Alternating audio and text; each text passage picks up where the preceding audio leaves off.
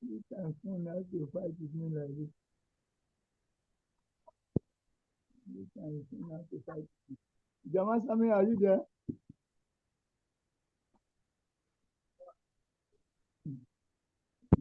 Giving me co-host and she has left. Krishna Prabhu, yes, I'm here. Okay, please. When my computer come on, you better transfer to the other one. Okay. Okay. So to do the slide, and that's what is fighting with me right now. Okay, Prabhu.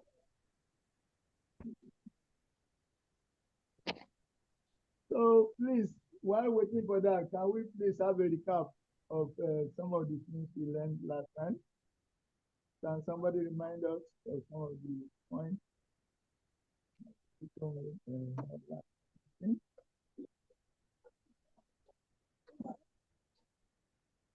Please, let's be interactive.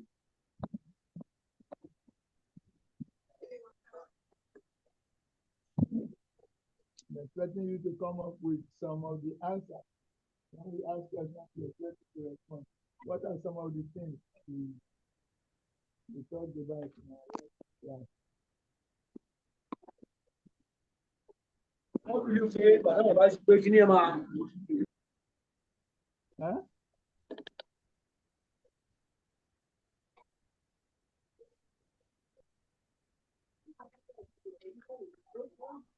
I need to be more active. What are some of the things we talked about in our last class?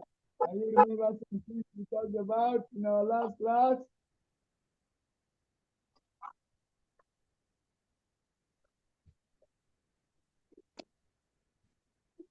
Please, Prabhu, I can't hear you well. Oh. My God. I'm practically shouting. I'm shouting. Prabhu, I'm shouting. And if you can, if you cannot hear me well when I'm shouting, there is problem.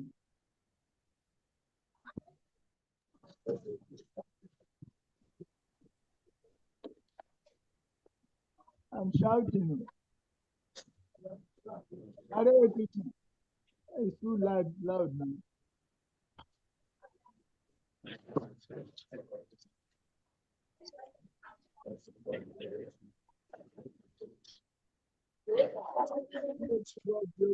Say something, please.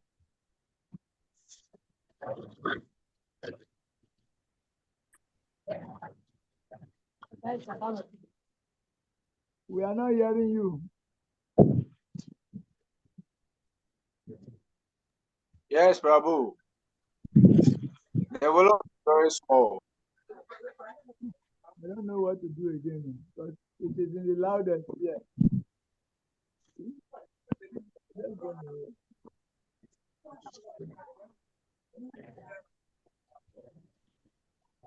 Prabhu, did you receive any call recently? Did you receive any online call?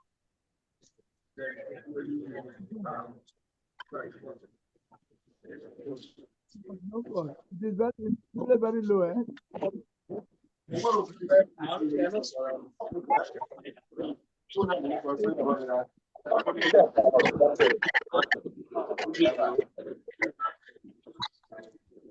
Yeah, the volume is in the high.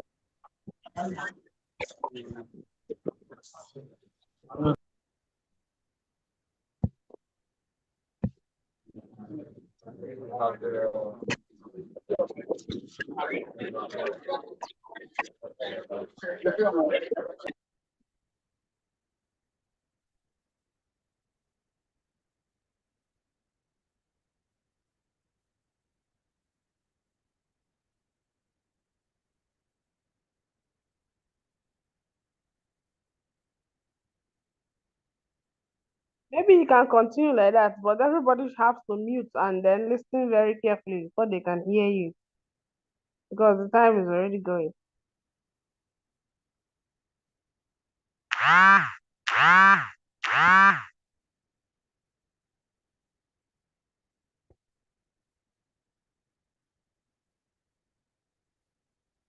You are disconnected, bro. Your audio is not connected. Connect the audio now.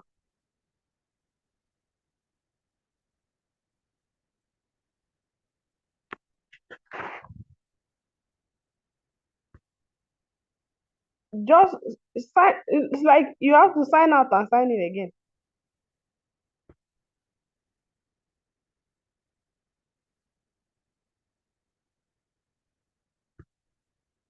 The audio is disconnected. Sign out and sign in again, bro.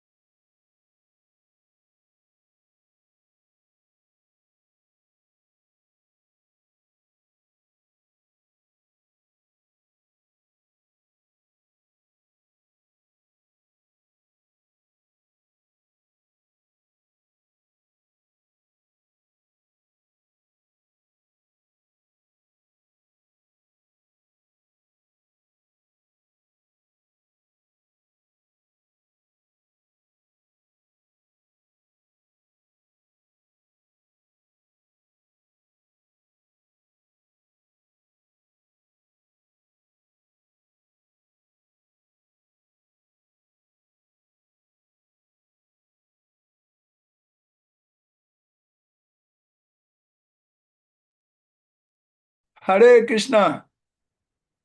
Can you hear me now? Yes, Very Prabhu. clear. Okay. The phone disappointed me. The computer has come on. Okay, Hare Krishna. Thank you very much for your presence. If anyone is having his mic on, his office, yeah. So I was asking that in our last class, let us try to remember let us make a little recap of some of the things we discussed in our last class. Because today's topic is initiation vows. Initiation vows.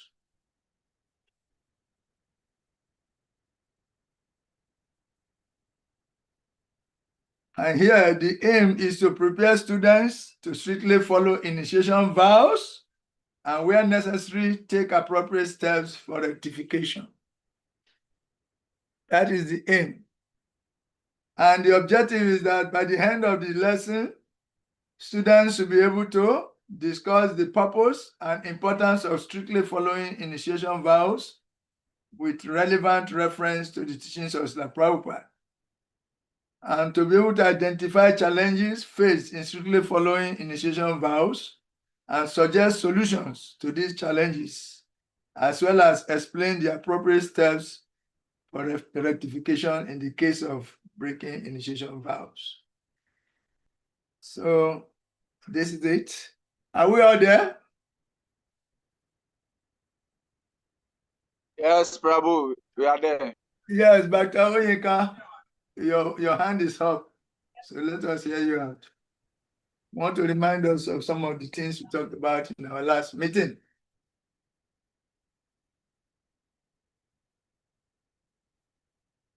Your hand is up, Dr. Oyeka.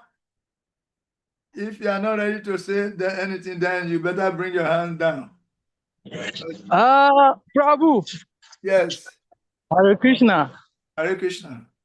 In the previous class, the few things I remember is that you said we have Shisha Guru and Disha Guru. And all of them help us to take us back to the Godhead. And he also mentioned that for one to be able to choose a guru, that the person should study different gurus and see the one that can inspire him and can push him through. There are some people who take a guru because of opulence, that if for them to use opportunity to make it. But if one really want to progress in the movement, one should take the guru that is compatible with him. He must have studied him over time, and the one should not be in a hurry to take guru, because any guru that you take, you will be the one, you obey his rules and regulations, and if you don't listen to him, there may be some kind of, should I say, like karma or something. And you made mention also that we have householders, that one can take gurus from householder who is applying who is following the movement. And at that time, when you take that guru, you take the wife of the guru also as your, like your mother. You work with them. So that is what I understand from last discussion.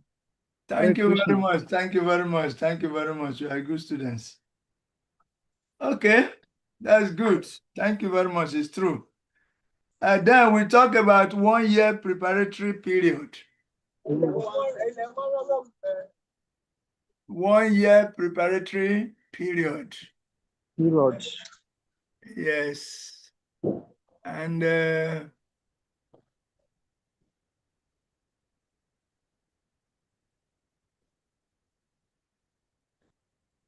in a network with this. Come on, your hands, you don't touch me. Then we talked about Prabhupada Astraya. That 1 year preparatory period, you should engage favorably in devotional service, strictly follow 4 regulative principles, chant 16 rounds a day, attend full morning programs if you are temple resident, and attend morning programs at home or Nama altar. If you are in your home, you can still do your morning programs. That the morning programs are a no compromise. If you do that, yeah, that will help to discipline you. Self-discipline. Then we said that we should also take shelter of Srila Prabhupada, because no matter what, we should focus attention on Srila Prabhupada as our preeminent Siksha Guru, and that we should chant Srila Prabhupada's pranam mantra while offering obeisances if we are new, if we have not taken initiation. And even if we have taken initiation, we should chant at least the first stanza in addition to our Guru's pranam. Then we say we should receive guidance from respective ISKCON spiritual authorities like the Sisha Gurus, and also we should do the ISKCON Disciple Course, the one we are doing now, where we explain everything, how all the Gurus, the Siksha, the Diksha, and Srila Prabhupada, how they are working hand in glove. They are working together. And that if there's a Siksha instruct you to go against your Guru's instructions, then that Siksha is not, is like a rascal. Yes, because the Siksha and the Diksha Gurus, they work hand in glove. They don't say something different. Yes. And we have to measure. We have to be able to discriminate with Guru Sadhu Shastra. If what one person is saying is in line with the Gurus, the Sadhus, and the Shastra, we use those 3 parameters to measure if one is on track. And therefore we say to judge is not allowed. To be judgmental means you use your mind to think that this is how this person is, and you start evaluating and making offenses. But if you evaluate somebody based on Guru Sadhu Shastra, it is not an offense. It is called discrimination. Discrimination is allowed on the basis of Guru Sadhu Shastra, but to be judgmental is not allowed because it is detrimental to spiritual life. Then we say Diksha and Sisha Guru Padashraya. that after a minimum of 6 months of following the above, one may select an ISKCON authorized Diksha Guru from among one's established Siksha Gurus. That we should know that 6 months is the maximum period, and one may take as much time as required to make this selection. 6 months. Then 6 months you chant the Guru's pranam. Then if the two of them combine 1 year, then you take initiation. The responsibility of candidates to choose Guru by the exercise of their own intelligence. We should allow the candidates to select their Guru. We should not try to influence them to select a Guru, because it's a personal commitment. It is the disciple, the student, who is going to carry out the order of the Guru for life. So we should not try to use position to influence him to take initiation from a particular Guru. He should do that based on his own intelligent discrimination. And that the process is to notify the temple president or the local temple authority, relevant authorities.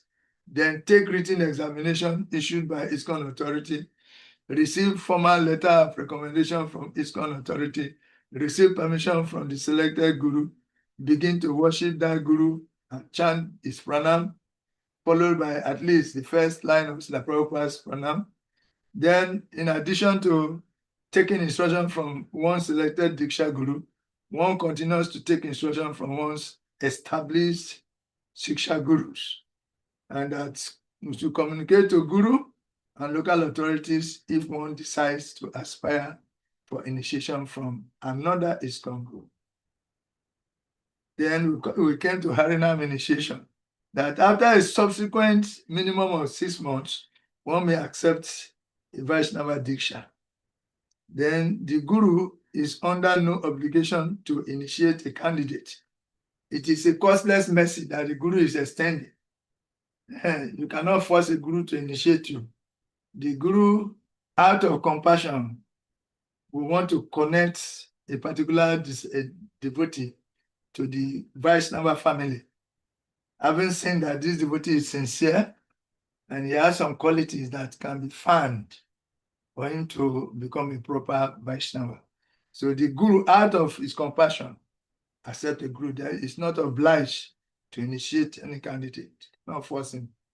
Now, after initiation, one may accept additional Siksha Gurus with the permission of his Diksha Guru. Then we're talking about how, especially in India, people used to promote the caste system, whereby if you are born into a Brahmanica family, even if you don't have the qualifications, you are seen as a Brahmana. And if you are born into a Kshatriya family, even if you don't have the qualification, you are seen as a Kshatriya. But Lord Chaitanya said, no. He said, you must have the qualities. It is by qualification, not by birth. And this is the revolution of Krishna consciousness. Krishna consciousness is a revolutionary movement out of Hinduism. And by that, we ourselves who are outside of the classification are also eligible to become Vaishnavas. If we are to go by the strict regulations of Hinduism, we are like outcasts. We are not part of the structure. But by Lord Chaitanya's mercy, we are all included. That even if you are born outside of India, you are born in Ghana or Nigeria, anywhere, if you have the qualification, you can become not only a disciple, but even become a guru. Yes. And that to become a qualified guru, okay, that we passed that. That was a previous one, but you have to have the qualification of being able to control the urges of the senses. And you have to be connected to a bona fide param also. If that is there, and your philosophy is not tainted with speculation, then you are on track. If you know Krishna, you can become a guru. Lord Chaitanya propagated that, and that qualified us to be part of the movement. that every one of you become a spiritual master. I say on his order, even if you don't have the qualification, provided you are connected to a bona fide parampara and your guru instructs you, you can become. It's a process of being empowered by previous acharyas. So you are responsible, you are accountable to a superior, and the superior empowers you to be able to represent. You cannot wake up on your own and one day say you are good enough. That is not the process. Okay. And there are additional codes, and we encourage you to read from your student handbook, page 36 and 37. You should read your student handbook. And now we are going to talk about initiation vows. Lesson 7. Initiation vows.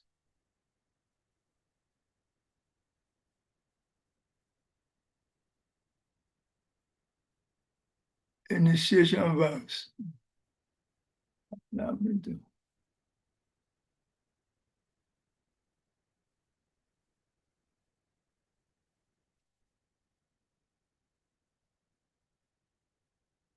Initiation vows.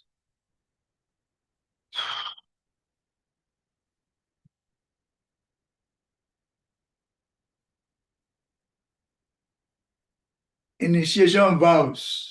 Unit 2. Lesson 7. This is where we are.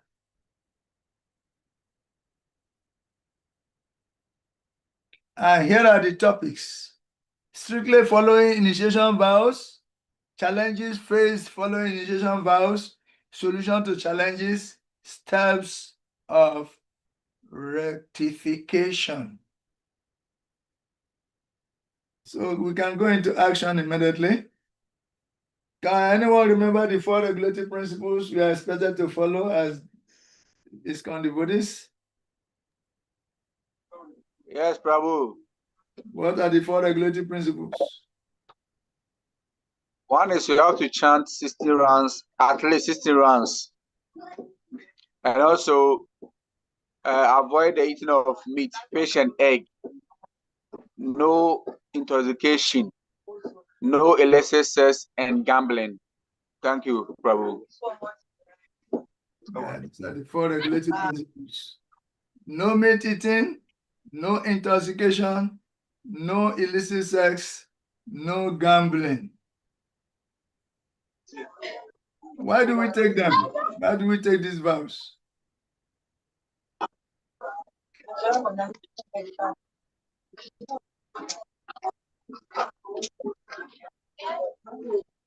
We take these vows because we want to become serious in our spiritual life. That is a simple primary definition. We want to become serious in our spiritual life, and we cannot be doing everything we have been doing and at the same time become spiritual. So we have to perform austerity. We have to regulate our lives. So there are 4 pillars of religion. Can anyone remember them?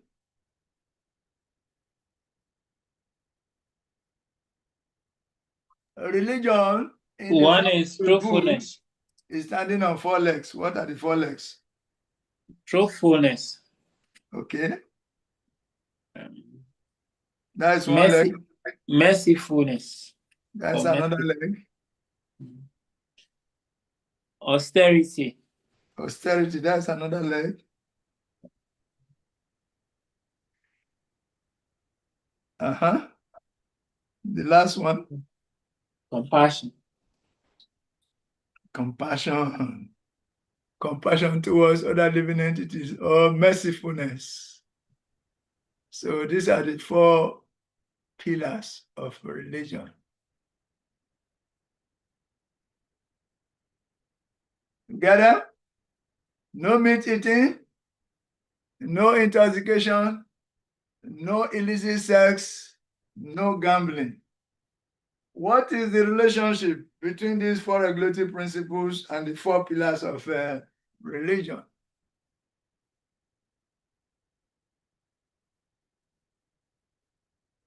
What does Daya means? Daya means mercy. So meat eating destroys the leg of religion called mercy or compassion towards other living entities. Meat eating. How meat eating destroys the leg of mercy, we are going to discuss that later. But let us get them. Which leg does intoxication destroy?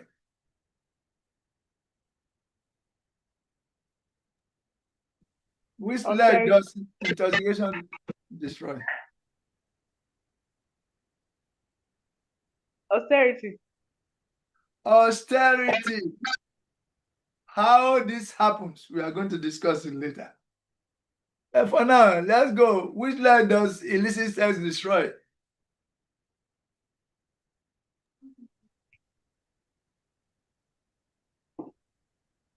Purity. Or cleanliness. Cleanliness and purity. Illicit sex destroys social cleanliness. Cleanliness. And gambling destroys which leg?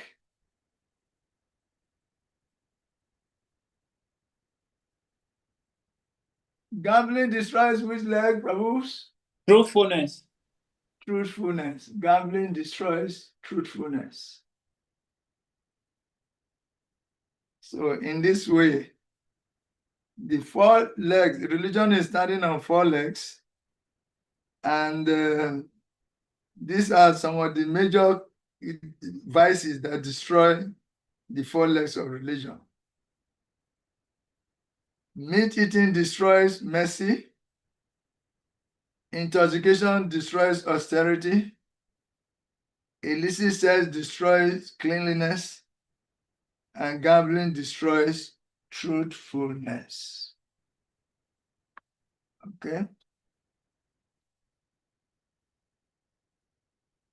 How does intoxication destroy austerity?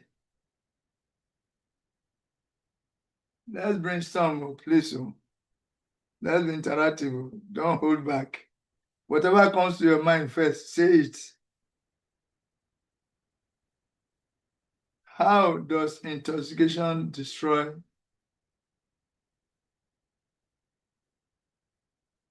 austerity?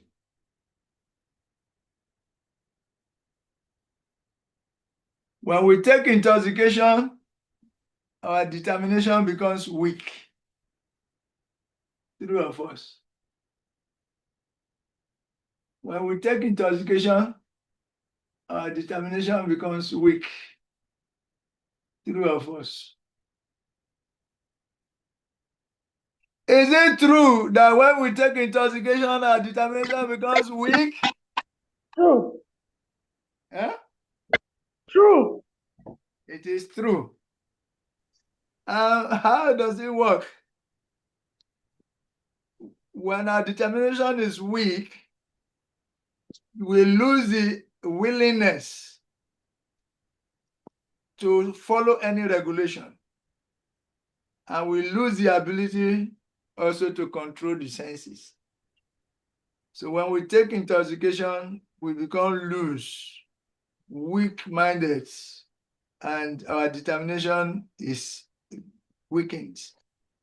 Our willingness to follow principles or control the senses become uprooted from the root. And also, therefore, the ability to control the senses is gone. And when the senses are unrestrictedly loose, then one goes on to commit other sinful activities.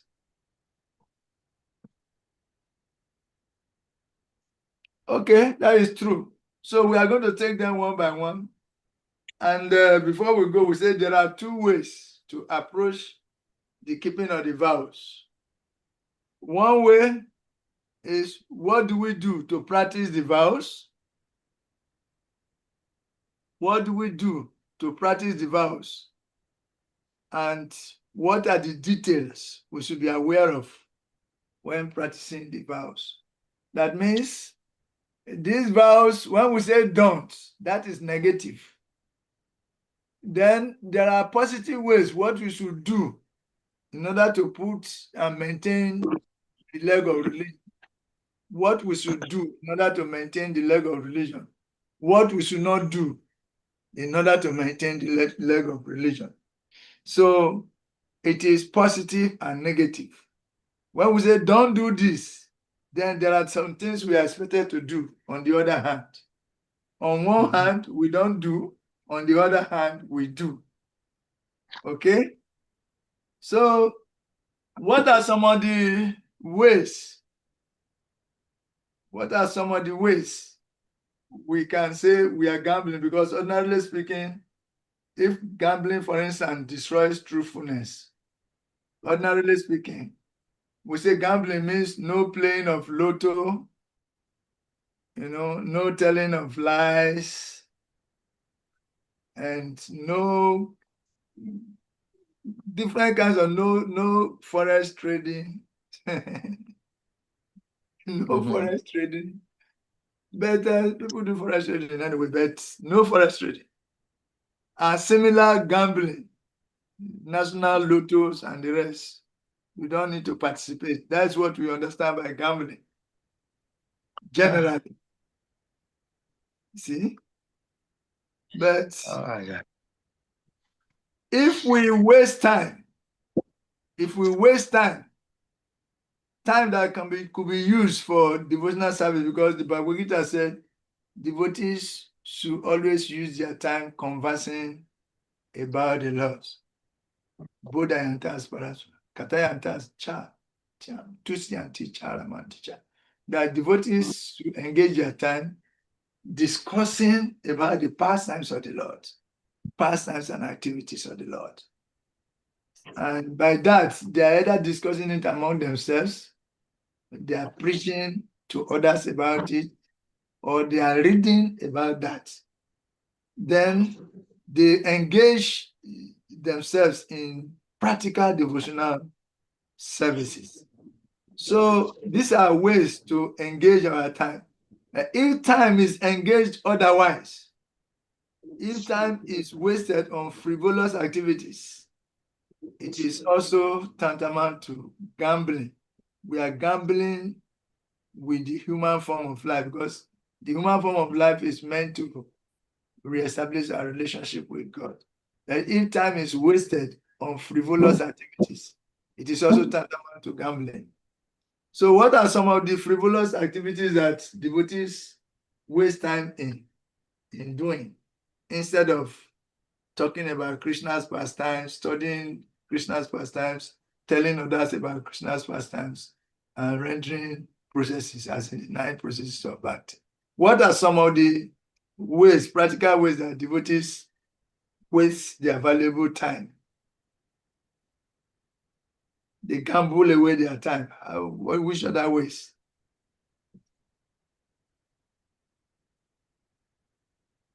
Socializing. They come together, they talk about this, they talk about that, they talk about football, they talk about this, they talk about boxing, they talk about that, they talk about politics, they talk about all kinds of things. Ibrahim Traore. They talk about Donald Trump, Ibrahim Traore. They talk about Iran, they talk about Israel. They know all the details about those things, and they're talking about them, just passing time. It's a way of, they are gambling away their time. And also when devotees engage in gossiping, they are gambling away their time. Gossiping, this devotee like this devotee like, not something positive, not positive about that devotee that inspires them to become devotees also. But they are talking about negative things about other devotees. This devotee did like that, that devotee did like that, this devotee, they derive so much pleasure in. For that, they can stay in one place for hours, talking about this devotee and that devotee and that devotee and that devotee. That's one of the ways of gambling away our time. So when we say gambling, no gambling, all these are included. No gossiping, no unnecessary socializing. Then also Mobile phone. Mobile phone. Devotees waste so much time on mobile phone. Not that they're using the mobile phone to preach, oh. They are not using the mobile phone to preach. They are using the mobile phone to talk about different things. They buy data and they are doing so many things with the mobile phone, except preaching with it. And they become addicted to the mobile phones that whenever they like forget they're going somewhere and they forget their phone, they become very frantic, want to go back and collect the phone. Isn't it? Devotees, when you are going somewhere and you forget your phone, how do you feel? You feel bad. You have to go back and go for it. You feel very bad and you want to go back for it, and you throughout the day you'll be lamenting. That means you have become addicted to mobile phone. And if you are with mobile phone, different people from different parts of the world can catch you and waste your time very well. Even when you are in the bathroom, they can call you. Even when you are eating, they can call you. When you are reading, they can call you. When you are in class, they can call you. We are not saying that we should avoid the use of mobile phone because utility is our principle, but things should be regulated. Addiction should not come in. We should regulate our life in a way that the mobile phone is there, but there is time for everything. When it is time for worship, you just put your mobile phone aside. Don't take it to temple room when you are going for program. Keep your mobile phone. And when you come back after all, you will come and see any missed call. Then you tell them about your schedule. Between social and social time, I will be in worship, so I keep the phone away. Then you call them back. But you don't take your mobile phone to temple room and getting distracted. If you somehow or the other take it to the temple room, you must put it on silence. You put your phone on silence so that after the temple programs, you can go and call whoever has tried to reach you. That is how to utilize and handle mobile phone. And to the extent that if our mobile phone is half charged, the morning before we want to go for a walk or whatever, we see that it is not well charged. We become very disturbed. The signs that we are becoming addicted to mobile phone. And these are some of the ways that we gamble away our time. Socializing, gossiping, through mobile phone, and also through reading of mundane literatures. Read all kinds of magazines, read all kinds of newspapers, read all kinds of books, gambling away our valuable time. Time is very expensive, and we should learn the art and science of utilizing it in the devotional service of the Lord, either by reading, either by preaching, by distributing books, or by rendering practical devotional services, like cooking, working in the altar, cleaning our temple room, or sweeping outside, or going to the market for Krishna. We should utilize our time properly. Otherwise, we are gambling away most valuable thing, time. Okay, is that on track?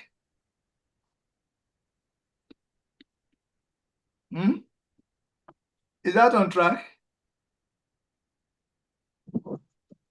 Or any question on this? In fact, Prahlad Maharaj said that right from our childhood, we should start practicing devotional service. We should not waste our time on unnecessary things. So that right from childhood, we should start practicing devotional service. Right from childhood. Most precisely 5 years. Prahlad was 5 years when he became so staunch a devotee that his father was so disturbed. His father wanted him to represent him as a great demon.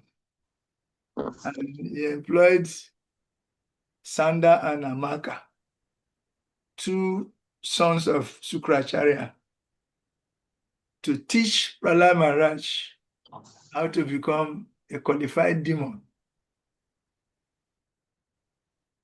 And after teaching him for a full term, Hiranyakashipu arranged, dressed him well, feed him well, and brought him. Now, come and tell us something that you have learned in school. Oh, Prahlad, my son, my representative. I've taught you the whole time on how to become a qualified demon. So come and tell me a summary of what the essence of what you have learned in school. And Prahlad Maharaj came. One should not waste his valuable human form of life in household life. One should renounce and go to Vrindavan and do devotional service to the Lord. So Hiranyakashipu was shocked because it is completely diametrically opposed.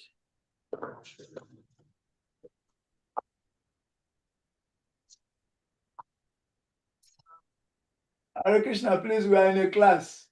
After the class, I will call you. Hare Krishna.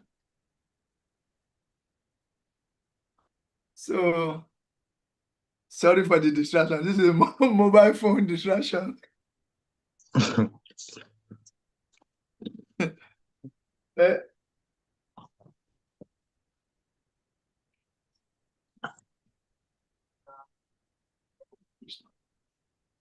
Hare Krishna, please, we are talking about mobile phone distraction here. So you have given me out to them. And what I'm talking about is what I'm doing now. So I said I will call you after the class, Mother.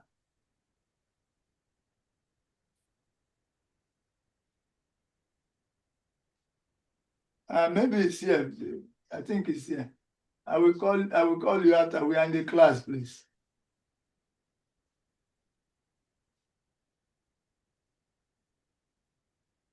So Prahlad Maharaj said we should not waste our time. So if you are 5 years, if you are above 5 years, and you have not started doing devotional service very serious, that means you are wasting time. By Prahlad Maharaj's calculation. Prabhu's Bhakta God, Jehovah.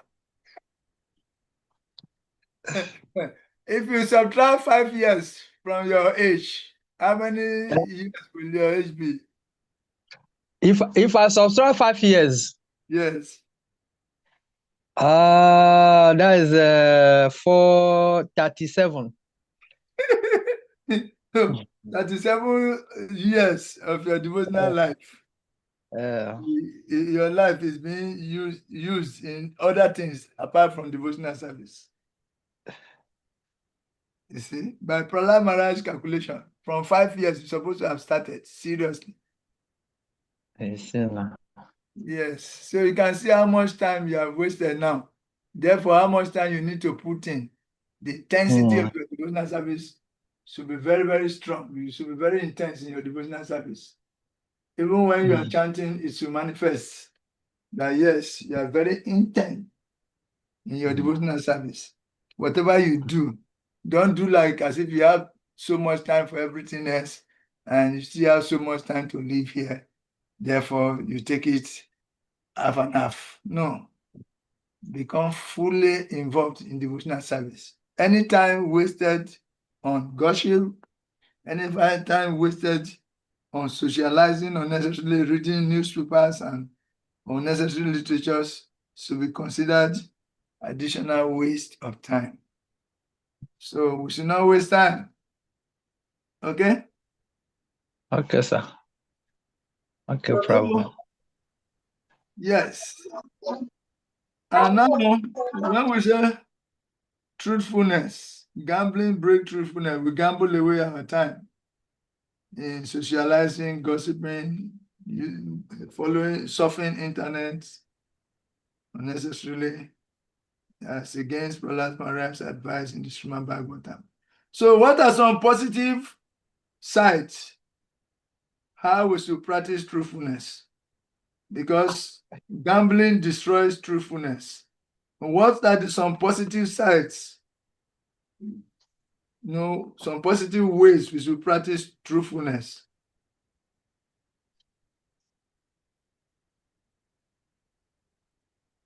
What are the do's? How do we practice Sincerity. Sincerity. sincerity in the Yeah. matter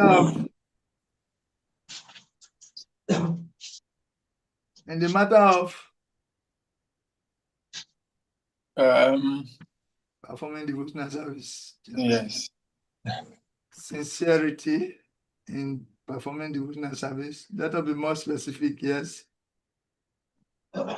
Some other ways. Someone will say we should align our thoughts, our words, and our deeds for the pleasure of Guru and Krishna. That means we should try to hear and we should try to live by what we hear. That is called alignment of our thoughts, words, and deeds for the pleasure of Guru and Krishna. Is that on track? We should align our thoughts. When we align our thoughts, words, and deeds for the pleasure of Guru and Krishna, that means we hear about Krishna and we hear about how to do devotional service. We try to live by that. That is alignment. Okay? We hear, then we practice. We should align our thoughts, words, and deeds.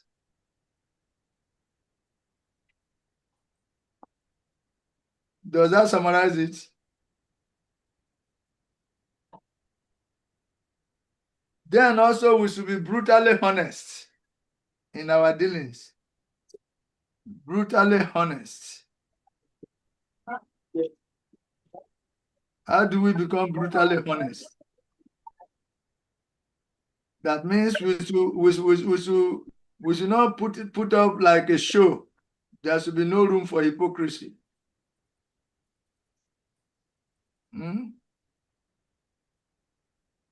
At least, according to Dhruva Maharaj in the Bhagavatam, when he was looking for a kingdom bigger than his father's kingdom, he went to the forest for that purpose. And Narada Muni met him. Narada Muni met him in the forest. Hey, you small boy, what are you doing in the forest? You are young to be in the forest like this. Dhruva Maharaj said, no, I'm not young. I'm a Kshatriya. So what do you actually want? Why are you in the forest? Then he told him that, look, I want a kingdom bigger than my father's kingdom.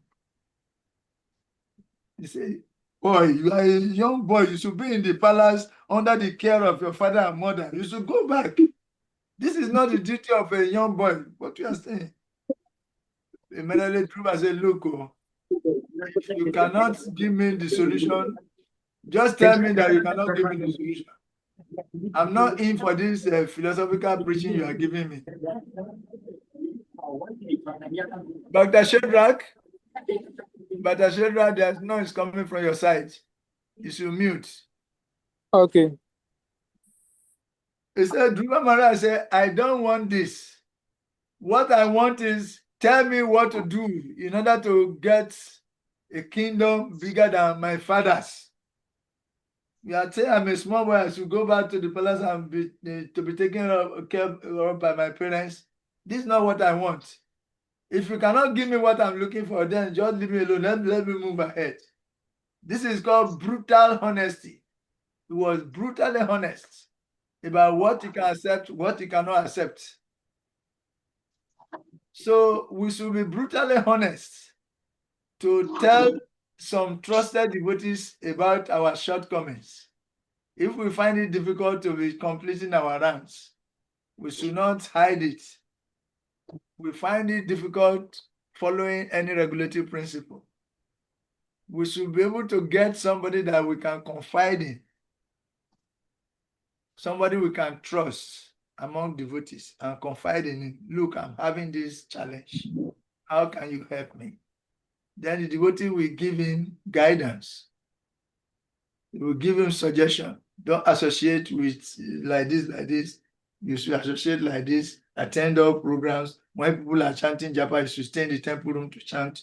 And don't just follow all your morning sadhana very strictly. Devotee will give him guidelines.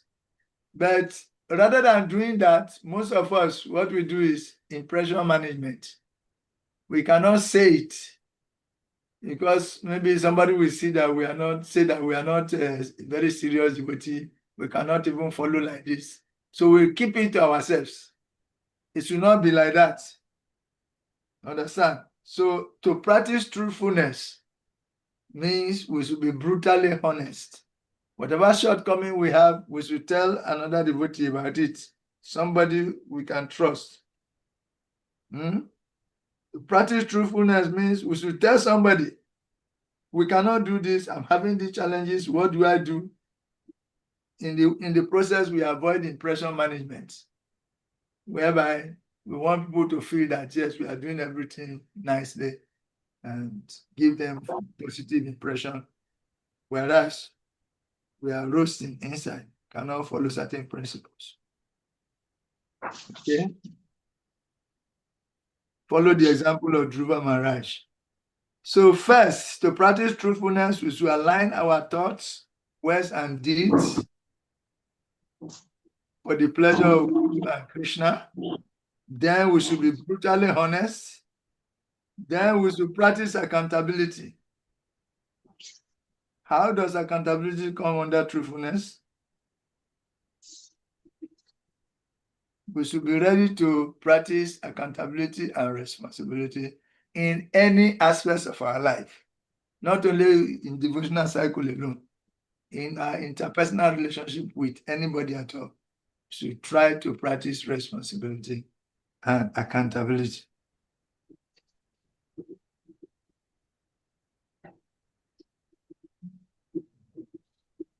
So that is it. These are some of the forms of practicing truthfulness.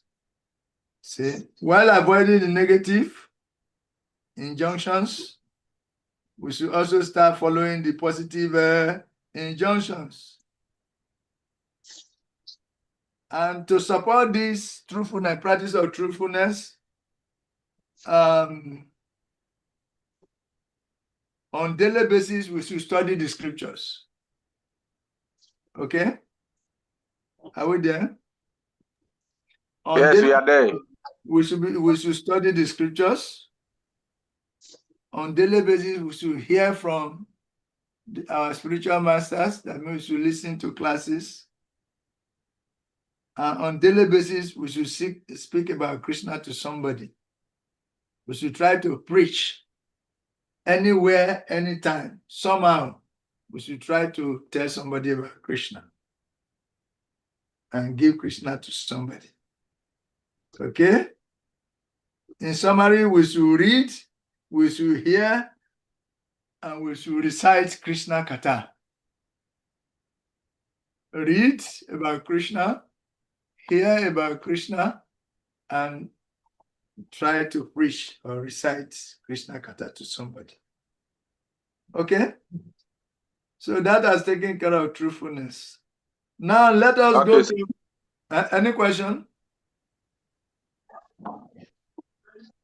So I think you can go back.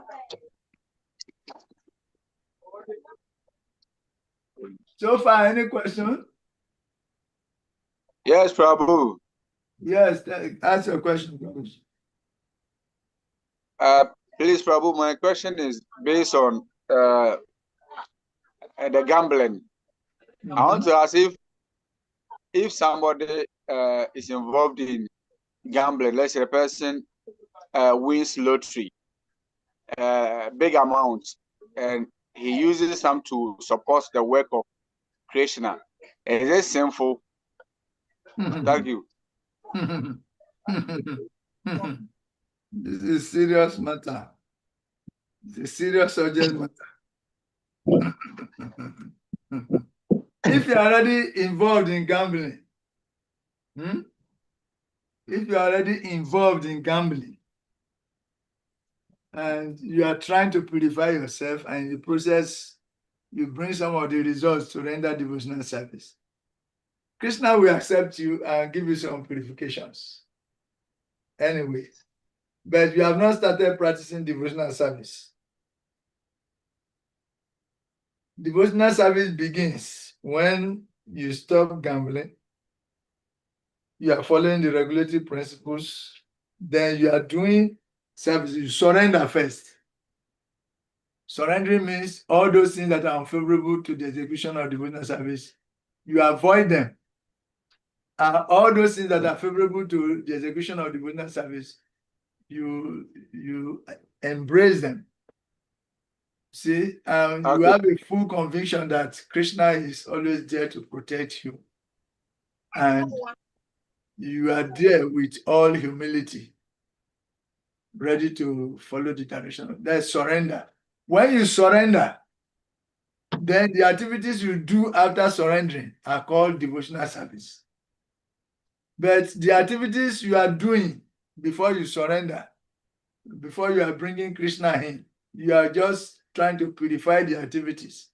It is called Kama Yoga, whereby you engage some percentage of the results of your activities in Krishna consciousness. Some percentage, sometimes start from 5% to 10%. The more you advance in it, it goes to 20%. You advance to 30%, you advance to 40%, you advance to 50%. You are working, you are attached to your work and your way of making your money, but you are engaging part of the results.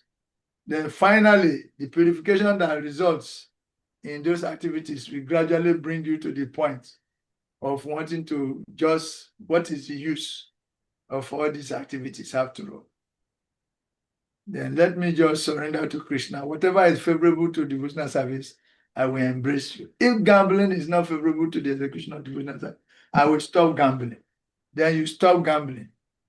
Then you stop all those things that are unfavorable to the execution of devotional service. And you start doing your devotional service. Then you have entered the higher level. You see? So the activities you do after surrendering, they are called activities in devotional service. But the activities you do and you are giving part of the results, there is called mixed devotional service. It is Kama Kanda or Kama Yoga. Kama Yoga. So you engage in Kama Yoga, get purification until you surrender. So progressive Kama Yoga will bring you to the doorstep of surrender. That, as in the case of we devotees who are already surrendered, those who already surrendered, their activities are devotional service. They attract no sinful reaction anymore because it's all aligned to pleasing Krishna. So specifically, I will not say like this. I'm not going to encourage anybody for gambling. But if you're already involved in serious gambling, I want to offer some of the results to Krishna. Purification will start taking place until you will lose interest in gambling. Hare Krishna. Is that okay? Is that okay? Yes, please. Yes, Prabhu. Thank you very much. Let us gamble. Let us not gamble, please. So, how to start becoming truthful? We have said it in a summary. We should align our thoughts, words, and deeds, for the pleasure of Guru and Krishna. Thoughts, words, and deeds. Then we should give up hypocrisy. We should not give hypocrisy any chance. That means we should be brutally honest. Rather than doing impression management, put it aside and be brutally honest. To be brutally honest means like Adruba Maharaj did. When Radhamuni told him to give up those activities and go back to the, as a child, go to the palace and be under the care of a parent, he said, no, if you cannot give me what I want, Narada, I'm moving ahead. And when Narada saw his determination, he said, oh, okay, determined. Okay, the only way he can say, only Vishnu can do it. Then how do I get Vishnu? Then he gave him a mantra. And he started to chant the mantra. And eventually, he saw Vishnu, you know? So let us be brutally honest. If we're having challenges with some of the regulatory principles, we should be able to identify somebody that we can confide in and, you know, confide in him that you have challenges with these regulatory principles. So how can you move ahead? Then the person will give honest advice. And if you follow it, eventually you will be able to overcome it. Then we say I should be accountable, we should practice accountability and responsibility in every interaction you have. Okay? Truthfulness is defined in Bhagavad Gita. We can go and find out the definition of truthfulness there also. And also, we are saying that while avoiding the negative injunctions, we should also start following the positive injunctions. And that is why we're bringing those points. And we say to end it all, to intensify our truthfulness, we should daily study the scriptures. Daily. We should allocate time for studying scriptures on daily basis. Then on daily basis, we should hear from our spiritual master or other spiritual masters, or we should hear Krishna Katha and Krishna Upadesh. And also on daily basis, we should speak about Krishna to somebody. I mean, we should try to give Krishna consciousness to others, give opportunity for others to connect Krishna consciousness. So these are some of the ways. I mean, we should read, hear, and recite Krishna Katha and Krishna Upadesh. Now, having said this much about truthfulness and gambling, let us now talk about illicit sex. Which are the legs of religion we said illicit sex destroy? Which are the pillars of religion that illicit sex? Cleanliness. Cleanliness, yes. Cleanliness. How do we define cleanliness generally? There is external cleanliness, there is internal cleanliness. Okay? And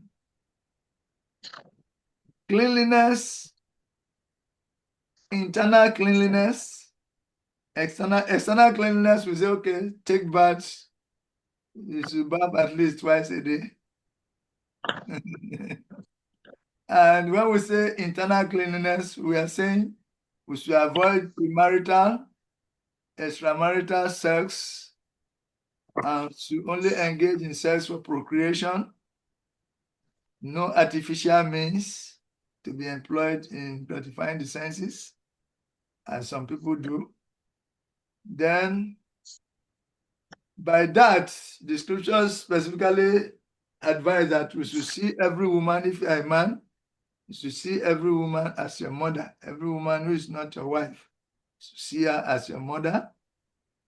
And for every woman, you should look to every other man as our son.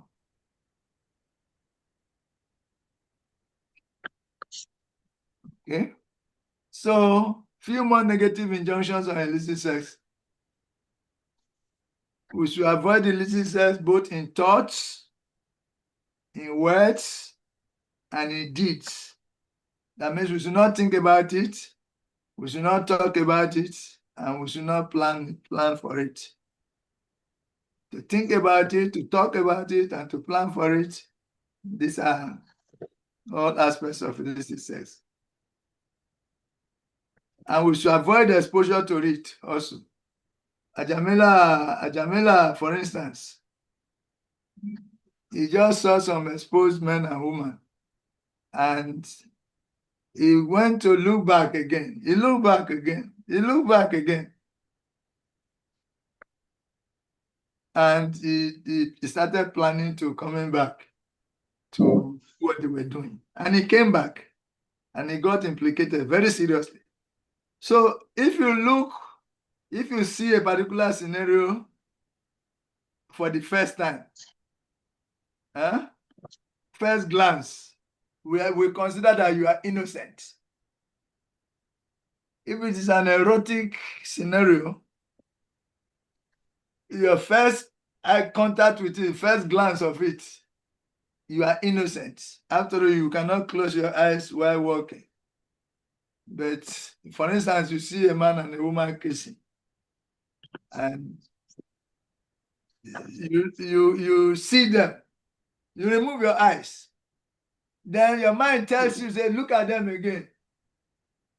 If you go back to look at them for the second time, the first time you are considered innocent.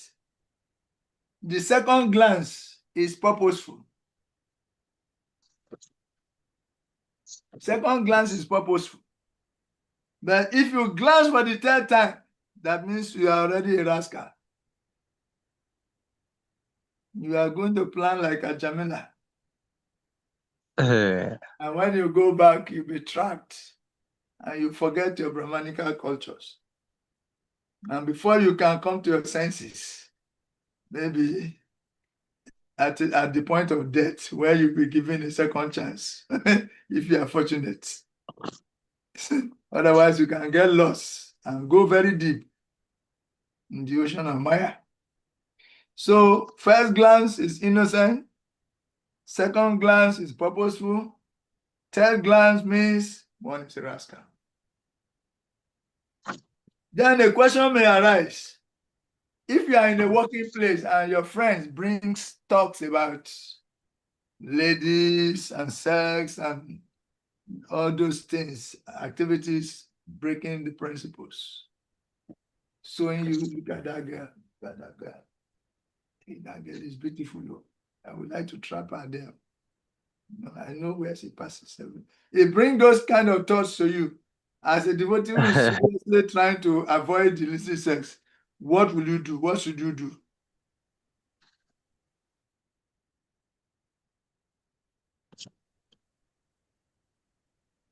What should you do? The questions, answers you are supposed to be giving. I'm giving the answers myself. I now ask you, in this scenario, what will you do if a colleague brings us topics to you? What do you do? What will you do? A serious subject matter. What will you do? Because illicit sex destroys the leg of religion called cleanliness. Prabhu, you can ask him to stop, or you can engage him and let the person know that you are not interested in that conversation. Very good. That is honest approach. And that is actually the best approach. That is the best approach. Tell him honestly that, look, I am a devotee. From the onset, in your working place, let people know that you are a devotee. Don't hide your identity. Let them know that you are a devotee. You live by principles. There are certain things you don't do, and there are certain things you do. If the topic is about any other thing, you are interested, but if it is about this, you are not interested. Let the person know from the onset. That is the best way to do. Okay? That is the best way. The best thing is to talk with him very sweetly and sincerely. But look, I'm not interested in this. Now, if, however, that doesn't work, and this devotee, this person is also thinking that maybe this guy is pretending, he wants me to to put more effort. That's why it's pretending like this. Is it not a human being? Because Camis don't understand. They think that the goal of life for every man is to catch a girl. If you catch a girl, you are smart, you are successful, you are a hero. They glorify you. So what is this one talking about? He's not interested in this. Which kind of holier than thou attitude? If they don't know that you are seriously a devotee, that is what they will think. So they will still insist. If they insist, what do you do? Trying to implicate you. What do you do? According to political principles, if somebody is in position, in government position, there are people who always oppose the person. They want to bring him down. And if they try to bring you down, first you let them know that, please, let us know our boundaries.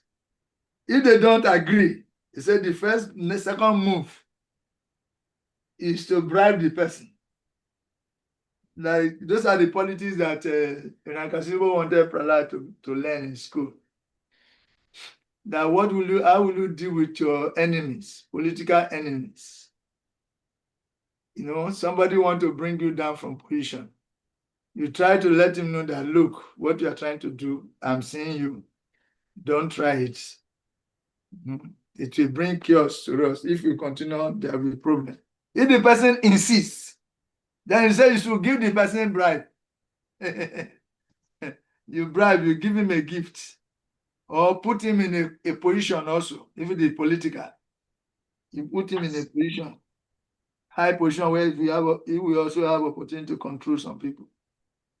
If he's still not satisfied with that, and he still insists trying to attack you, you make some public pronouncements, and this person is coming to try to bring you down by opposing you publicly and trying to pose some difficulty, then you say you try to separate the crowd from the person. You try to separate the crowd from the person. You know?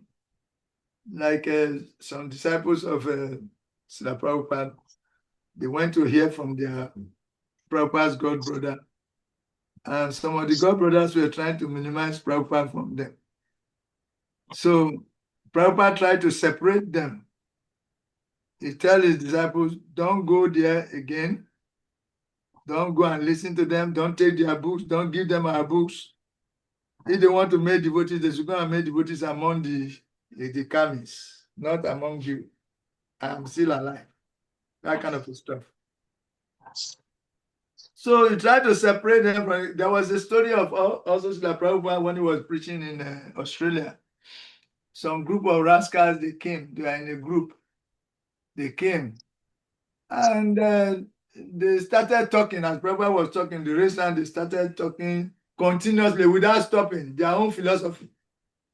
Prabhupada, when they finished talking after some time, Prabhupada said, are you done? Are you done? They said, no, I have one to say. He continued to talk. Prabhupada said, are you done? He said, still has something to say. He continued to talk. He said, Allah said, are you done? He said, yes, I'm done.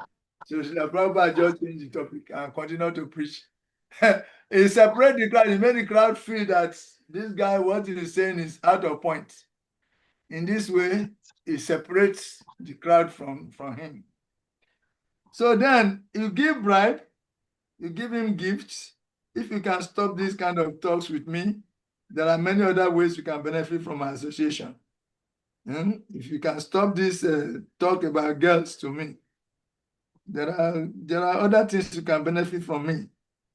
I can give you some spiritual videos and movies that you can give to your children and all that. You try to give him some gifts. And if he still insists and he doesn't want to change, then you can say, I will report you to higher authorities. If you are not ready to change, I will report you to higher authorities. Then at that point, it will change, it will stop. But generally, sensible people, they stop at the first stage. When you talk to them gently, that look, I'm not interested in these kind of topics. Please, But if you bring this other type of topics concerning our work, I'll be interested. So in this way, you sensible people will just stop. So anyway, but these things happen sometimes. But when they test you and see that you are very determined, eventually they stop us. Okay. So the best thing is heart-to-heart talk with the person. Yes. Bravo. Hare Krishna. Yes, my issue is on the bribe side. Is it not part of the gambling? Which Like one? if somebody is trying to talk something like the last you are saying illicit sex matter, that you want to avoid the person, but the person is still trying to talk. And you said you give bribe. So my issue is giving bribe, using the word bribe. I Yeah, think it's better to I use use the this. word bribe because I was talking in terms of politics. I was talking in terms of politics. I was talking of that workplace and politics at the same time. And that politically, that was what Nakasipo wanted his son to go and learn. And it's a political strategy. It's called divide and rule. So if somebody becomes very stubborn, then somebody employ those principles. You give him some freedom. You manage this set of people. You have so much of energy to manage this set of people. If it's not still satisfied, we don't call it bribe, but I mean you give him some services that can absorb his time. That is what I mean. That we don't bribe, okay? I just Babu, my advice was, why don't we tell the people to flee, run to away sleep. from such a person? It's better to you move away from such a person. It cuts everything, and it saves your time and everything. But yes, Because but it's your see that the colleague. person is intentionally saying it. You have told him you don't like it, and he's still doing it. You just flee, walk away from him, and then that will Yes, save a lot of. that is the best thing to do also, one of the best things, but it's your colleague. You are going to be seeing every day, and the people you are dealing with, they are not devotees. And you know the material world is full of envy. Even as you are working there, he's receiving his salary, his eyes is still on you. He want to pull you down and bring his friend. So you have to be gentle with them. The gentility is that you explain to him, and if he doesn't take it, you try other ways. He doesn't say, tell him that you will report him to the superior authorities. That is when it will stop. But that is last resort because you still have to maintain relationship with your co-workers.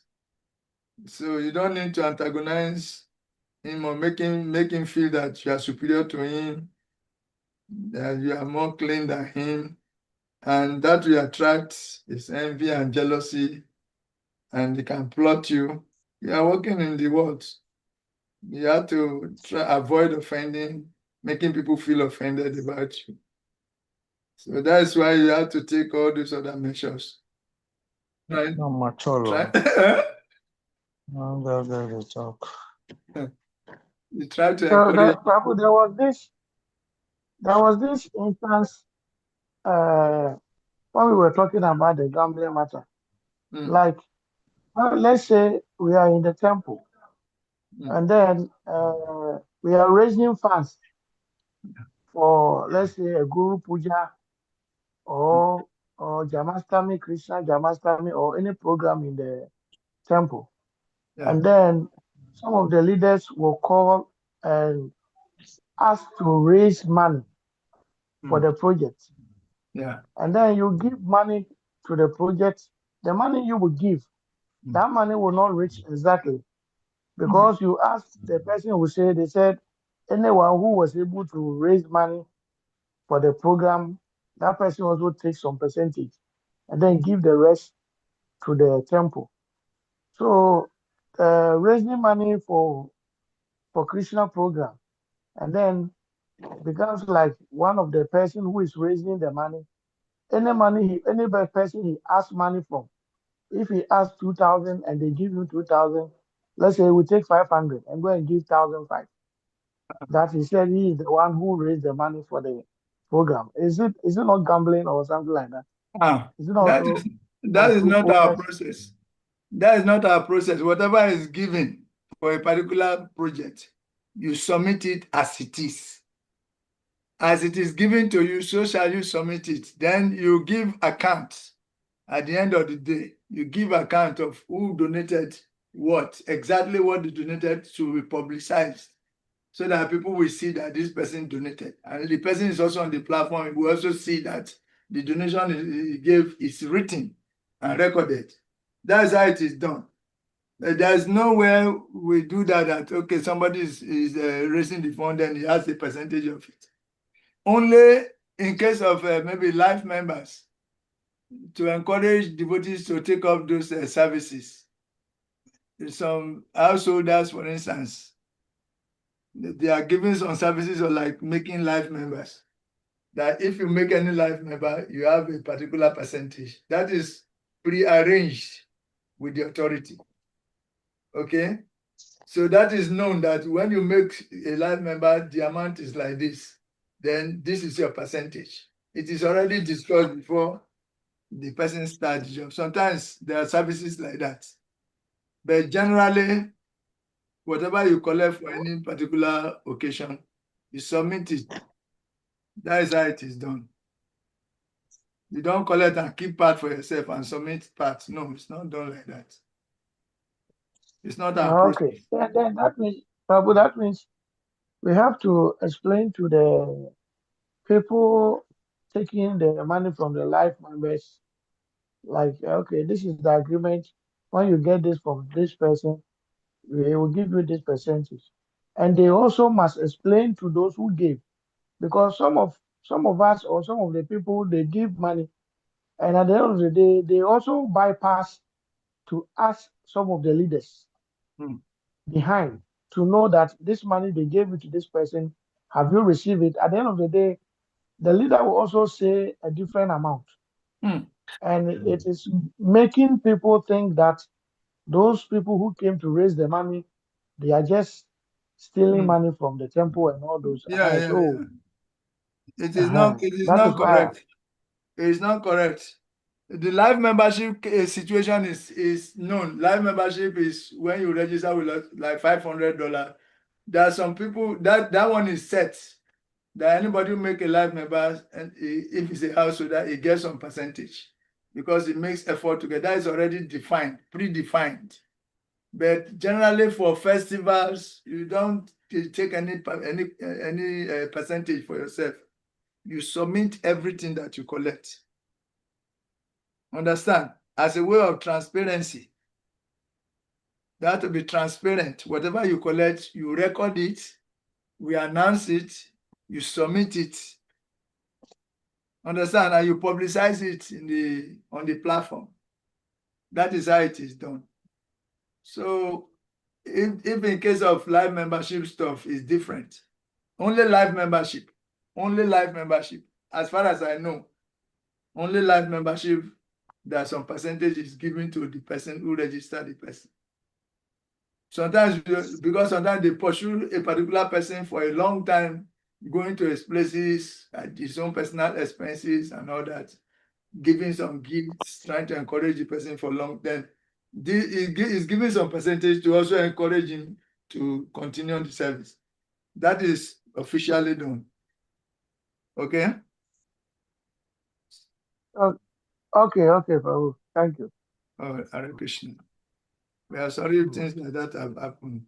Sorry for that. Okay. Now,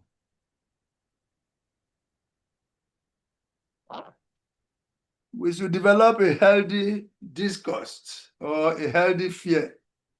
Maya. Okay. So, what do we say? We finish with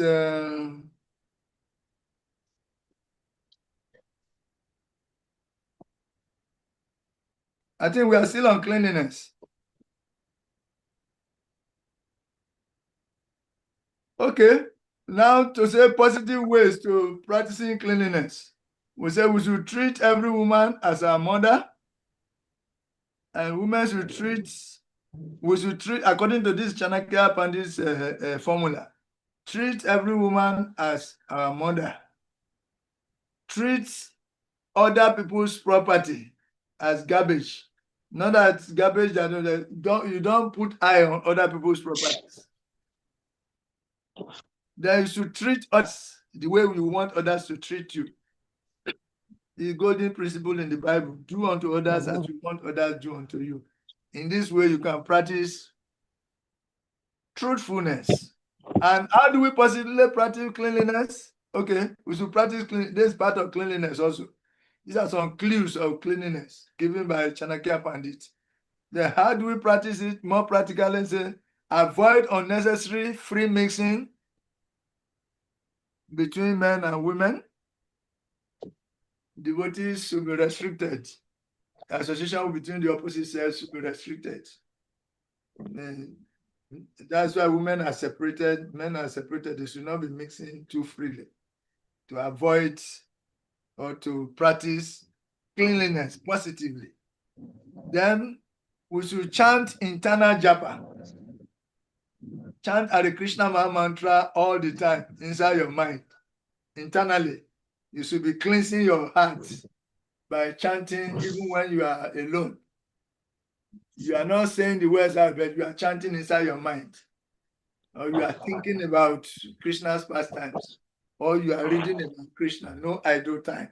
That's one of the ways of practicing cleanliness. Okay? Then we say on the gross level, we should also say external cleanliness. We should eat fresh food, take bath at least twice daily, always wear fresh clothes, clean your home, keep everything minimum, simple, and clean. Things to be made, don't over-accumulate. Don't accumulate too much in your house. Just be minimal. All the basic, just things that you need is what you will gather around you. And you should be simple. Don't make things more complicated. Then you should clean whatever little that is around you. Let your house be clean. A few things, very clean. Only the things that you need. Don't over-accumulate unnecessarily. In this way, you practice cleanliness. And the king of all cleanliness is deity worship. If you make deity worship and do it punctually, cleanliness is assured. That's why in every household also, devotees are allowed to maintain an altar where they will do their early morning programs uncompromisingly, offer their food uncompromisingly, and practice devotional service, so that their houses are more or less like extensions of the temple. So this is how to practice cleanliness. Any other questions about cleanliness? Otherwise, we say no intoxication. Let's go to no intoxication. What are we not supposed to consume? No intoxication. Can anyone remember? Yeah. Pabu, please, I'm sorry. Okay. The illicit sex. I want us to come to the point of marriage purpose. Yeah. I think some people, I heard some information, like if it is not like you and your wife want to have sex to have babies, then it can be better to even avoid it. Can you give more details like that, linking to the illicit sex? It is there. There is regulation within sex life and within household life also. You only have sex for the purpose of procreation. But some people misuse the license. The details, we don't want to pursue the details. We leave the details for them and their gurus. That details, it is already, injunction is already there, that you only made for the sake of procreation. And after that, no more. If a woman is pregnant, you don't go there until she gives birth, until after some years. All those deeper regulations. It takes a very sincere devotee to come out that is practicing it or is not practicing it.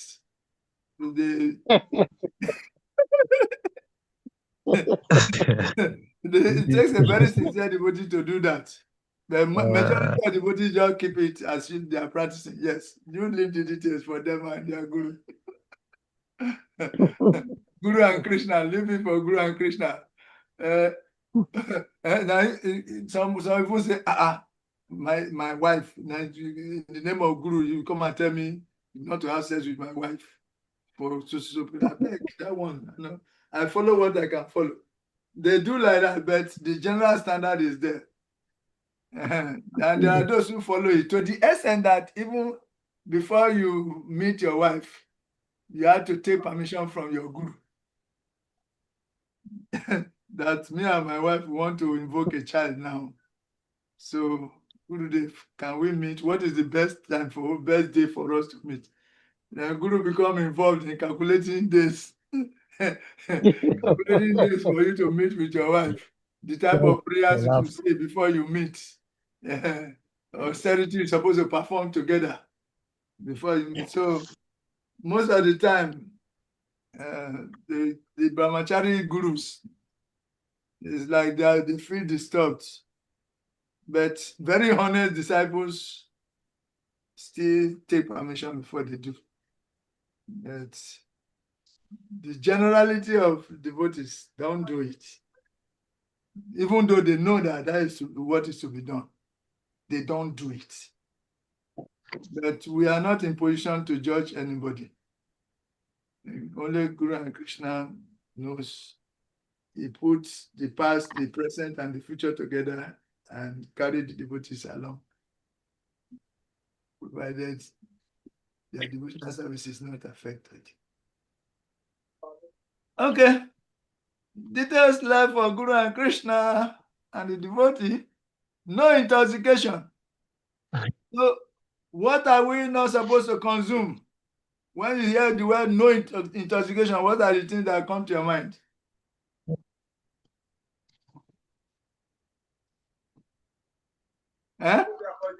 Babu, wine. Wine. Hard wine. Hard wine. But there's non-alcoholic wine. What of that?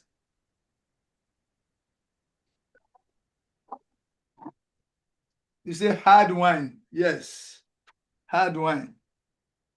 All those wine that after you take them, your eyes begin to turn you. They are called hard wine. Don't go there. Yes, no intoxication. Hard wine. Ogogoro. Cafe. Coffee. Some chocolates. Some type of chocolates, sometimes they have egg inside also. Other things. Then drugs of all kinds. Then marijuana. When we say drugs, not the one we buy in chemist shop. They are hard drugs. Then marijuana.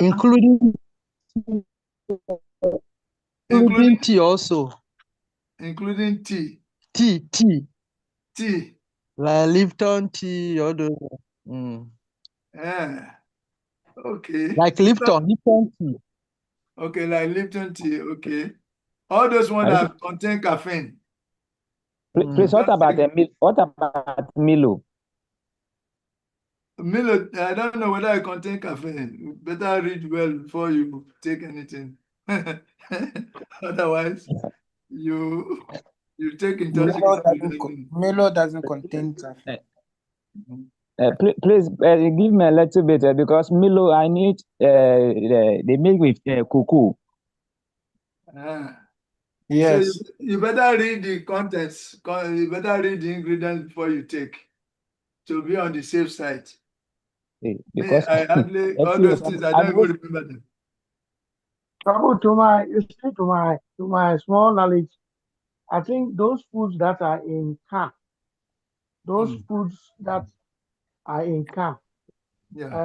is best to avoid. I think it doesn't help. Yes, so Milo is in can, is in a conco, I think. Yeah, to be on the safe side. All those, yes, because it is not you who made it. It's made from the factory. And most of the factories, they know they are not devotees. The workers there who do it and all those things, a lot of things goes on there. that we Yeah. don't know. We only see the finished product. It's true. It's So it's true. better if you can avoid it. It's better. Yes, yes. And it's better to make herbal tea yourself. You pluck the leaves and you boil them, or cloves and the rest, you boil them by yourself. And you boil it and take the tea there. But all those there canned things and Milos and this cafe, you cannot trust them. The what they put, you cannot trust. You don't know. So to be on the safe side, avoid all those things. Even the preservatives inside, they have negative effects when you take those things, cans. So avoid So, cans. Professor, what about tea leaf, the one the sachet? There are different kinds. There are herbal, purely herbal ones also. So if you see herbal one, Hare Krishna. yeah, Hare Krishna. Abu, please, I heard one of our brothers saying is to be on the safer side, we should avoid those canned food and then factory meal because those are the factory, they are not devotees and all that. But I wanted to ask, because I know some devotees who still use tin tomato, they've taken decision but still use tin tomatoes and other stuff to cook. But the tin tomatoes is not made by how do you call it? Devotees. They are what do you say, Kamis who make this or factory people who make this tin tomatoes thing and all that. And you know, in this modern world, we are used to buy one how do you call it? Tomatoes, the original tomatoes to cook is even hard or it's expensive. So some devotees sometimes depend on tin tomatoes to get more quantity of their stews and all that. So how do you go about that also? Hare Yeah, Krishna. Yes, I am the one who said, Papa, let me come in. You see, I have to ask Papa, say we have to be brutally sincere.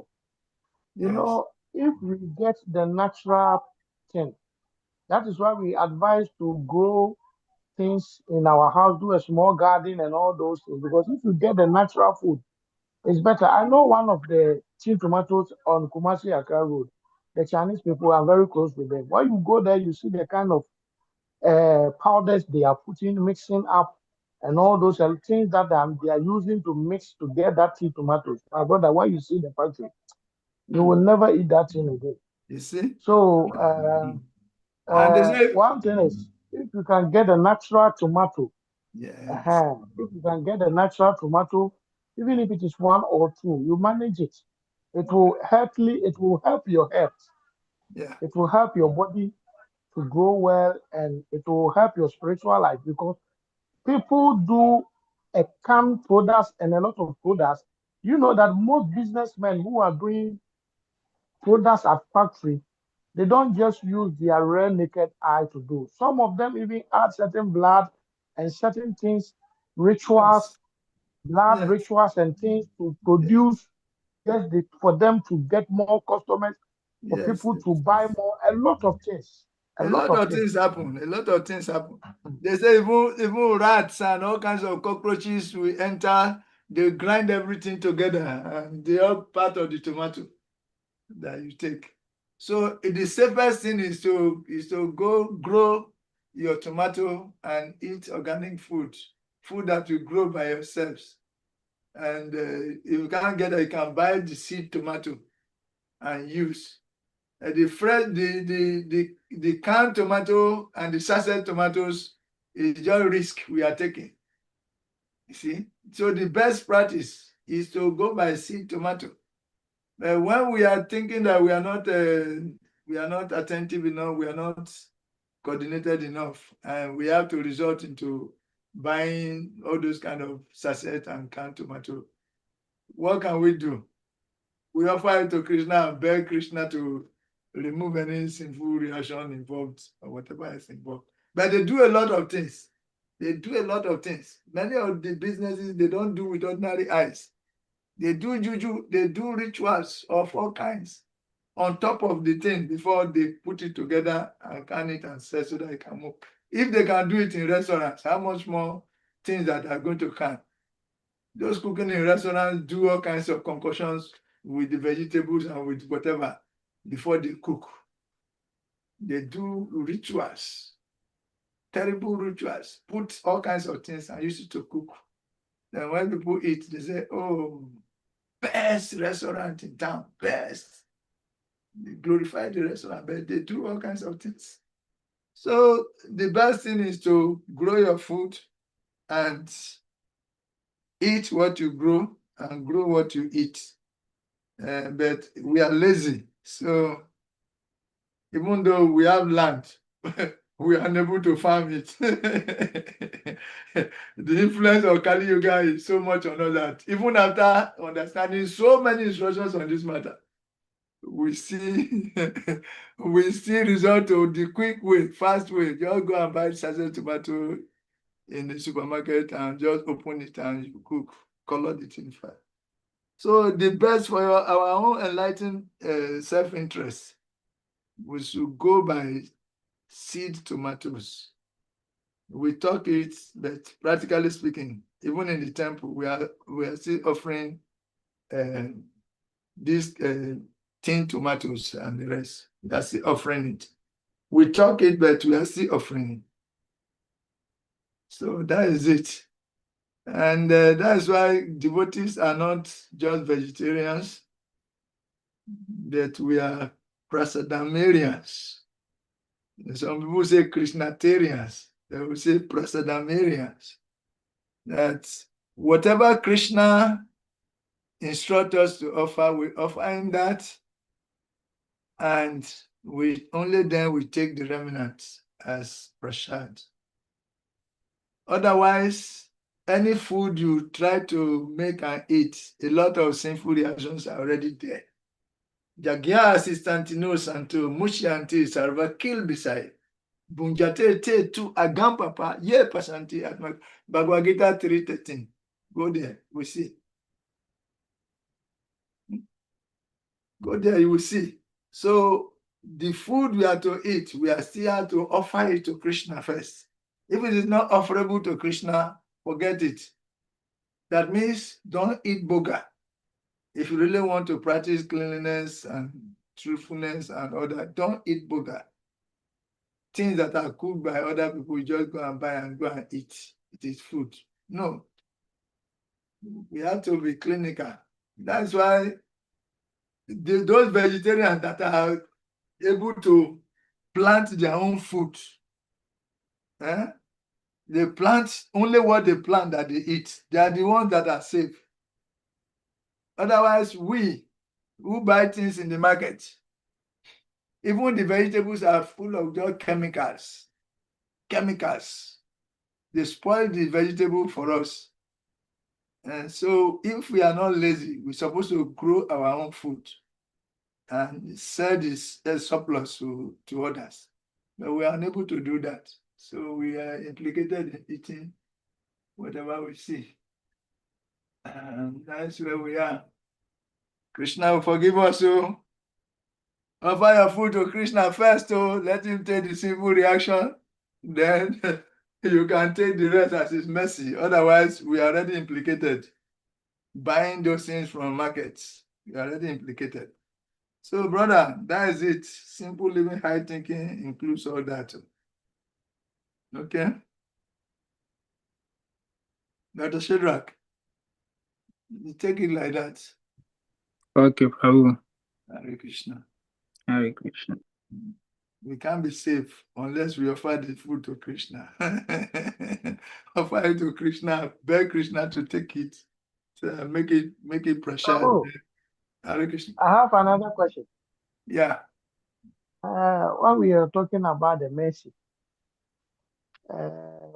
you see, certain foods like garlic, onions, Yeah. there are certain foods like ginger. Those ones also kills some bacteria or germs or certain things in our body. Mm-hmm. And we say we should have mercy on nature and other living organisms or living beings or those. And what about how can you? I want you to put some more emphasis on those ones. So to protect the living entities in our body, because of them, avoid eating certain food, have we? Yes, yes, that's what I want. Because I've been hearing that some people don't eat garlic. They are devotees. They don't eat garlic, onions, and some other Yeah, vegetables. the reason we don't eat garlic and onion is that those food they stimulate sex desires. Onions and garlic they stimulate sex desires and also violence. Like those who eat those food, their anger level rises. Their passion is high, and it agitates them for sex. So that's why. Above that, they said that garlic and onions they came from the dead body of some demon in history, the Vedic history. They grow from the dead body of some demon. So if you constantly eat them, if you eat them, you develop demoniac tendencies very easily. And you will not even agree that you are being influenced by passion. You will not even agree. You'll be covered.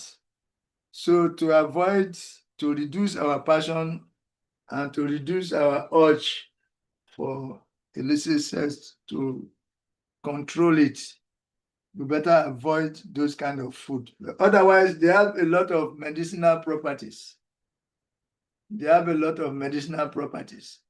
And if for health reason, somebody takes it, if it is for health reason, somebody takes it, and not that is just make it as his regular food, I don't think that that will constitute a sin.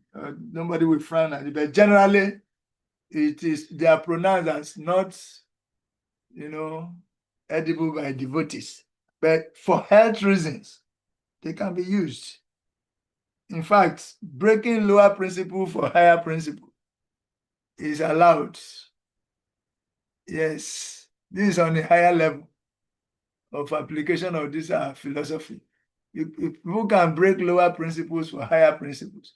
Like when some devotees find themselves in some area where there is no vegetables, in Iceland or all those areas, they were allowed to eat fish so that they can live to preach Krishna consciousness.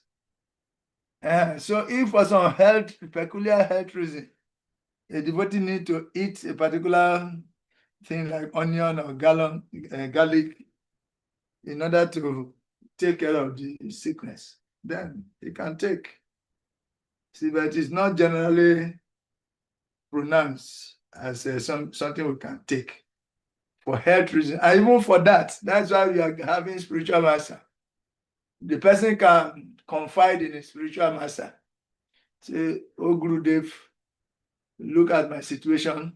I have this health challenge, and it is recommended that I eat this particular food.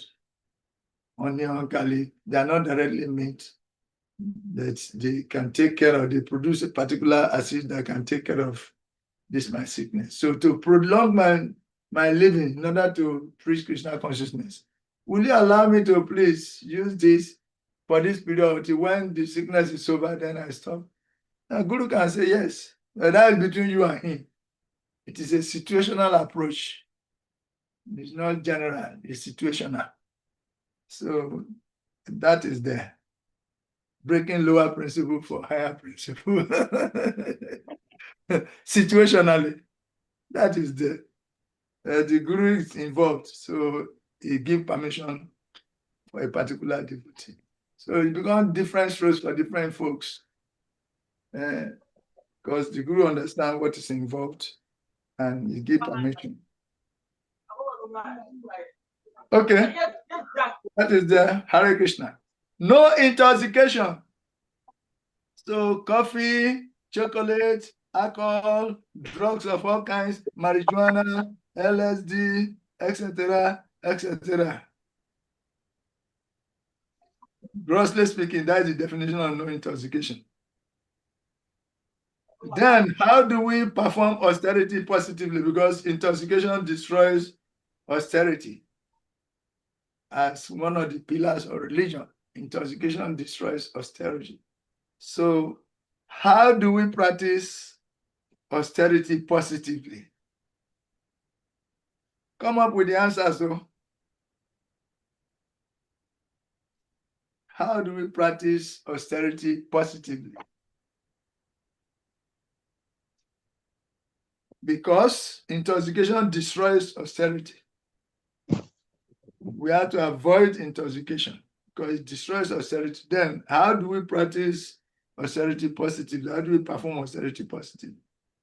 Okay, let me give you a clue. Waking up early in the morning and do all the doable programs. That is one way of positive performance of austerity. Waking up early in the morning and do all the doable morning programs.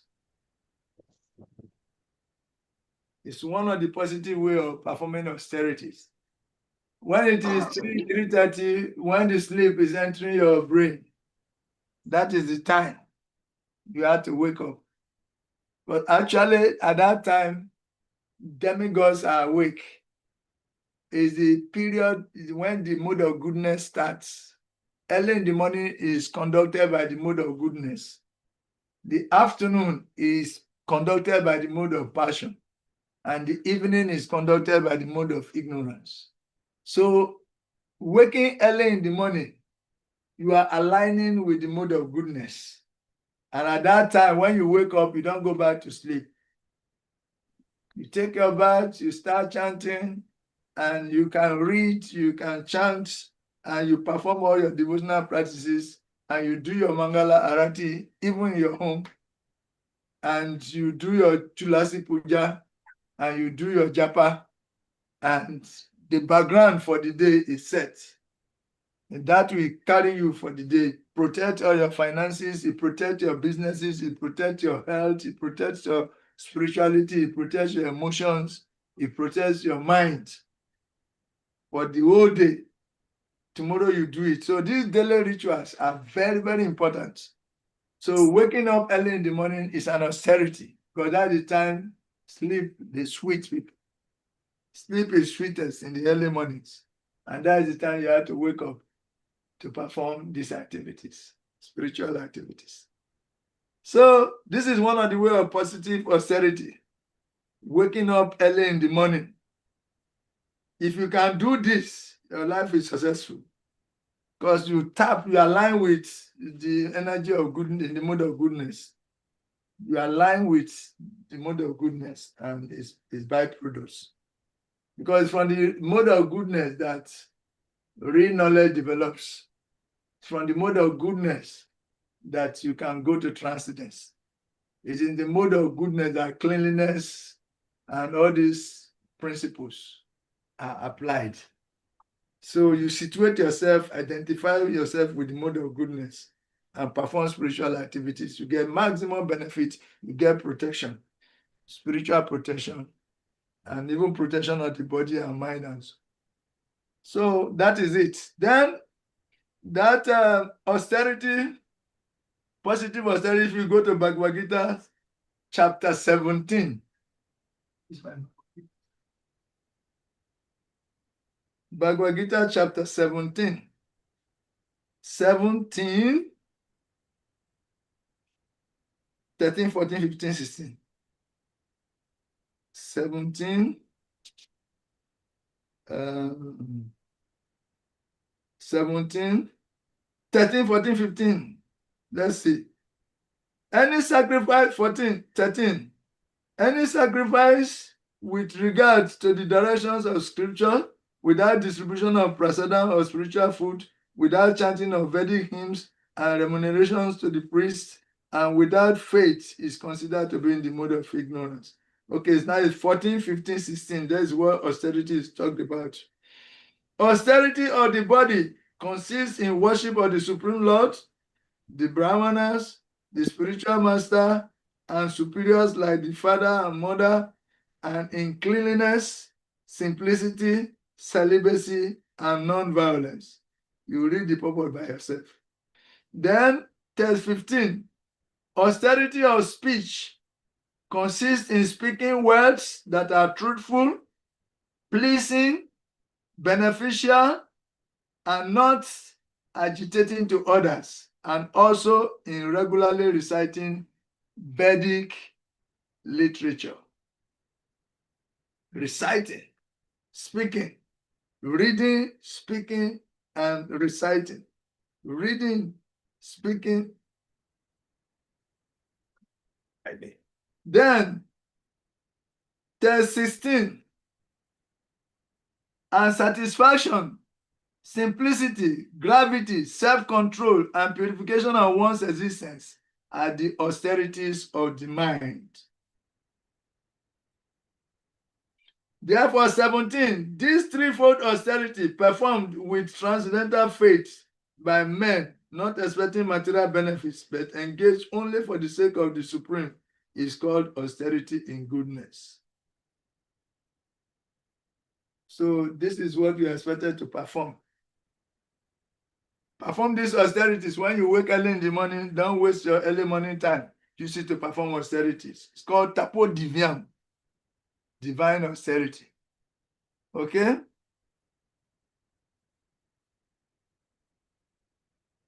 After all, austerity is defined as temporary bodily inconvenience or voluntary bodily inconvenience for advancement in spiritual life.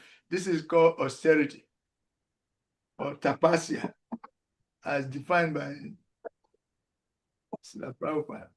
Austerity is defined as voluntary bodily inconvenience for advancement in spiritual life. Bando. So there was a time Srila Prabhupada was with his disciples, and they came across some road workers. They were walking on the road and they put a signboard, temporary inconvenience for permanent convenience. So the minute they are walking on the road, it's an inconvenience to, cars and car owners. But it is temporary inconvenience because they are repairing the place so that later the same car and the car owners can enjoy the road. So it's a temporary inconvenience for permanent convenience. So the Prabhupada said, yes, spiritual life is also like that. You have to accept voluntary bodily inconveniences for eternal convenience. Understand? 74, 56, 45. Dr. Richard, your mic is on, and the 025. I'll tell you. Hare Krishna. Hare Krishna. Otherwise, we memorize your number and begin to call the person very fast and sidetrack all the transactions. Okay, so that is it. Temporary inconvenience for permanent convenience. Say, Srila Prabhupada liked it. Road workers, they put a signboard like that. Duko, we are inconveniencing you now, but it's for your own betterment. After this short time, you are going to enjoy what we are doing for that. So bear with us. That is the meaning. So when you allow temporary bodily inconvenience, like waking up when you're supposed to be sleeping, then you use that time for your devotional activities. You are investing in your spiritual bank account. So temporary bodily inconvenience for permanent convenience. So that is spiritual life. That is austerity. Okay? And in addition to that, to perform positive austerities as a matter of counteracting and burying and nullifying intoxication is to faithfully observe all the appearance and disappearance days as we have it in our Vaishnava calendars. All the appearances of the gurus, appearances of the or the incarnations of the Lords, Ramachandra, Nrsimhadev, Krishna, Balaram. Observe all of them. Also observe Ekadasi. Observe Ekadasi. When it's Ekadasi, don't see, oh, some very rigorous time has come. We are not going to eat it tomorrow. Just take advantage of the Ekadasi to purify yourself. Chant more, read more, talk less Prajapa, attend classes, and try to preach to somebody, tell somebody about Krishna, those activities, and go do devotional activities. Okay? Faithfully and sincerely to do that. Okay, that is about intoxication. No intoxication. Why? Because intoxication destroys austerity. And we are encouraged to do positive austerity, waking up early in the morning, doing all the morning programs, accepting all the bodily inconveniences for permanent convenience. Okay? And he said that he who protects the morning program, take this. He who protects the morning programs is protected by the morning program.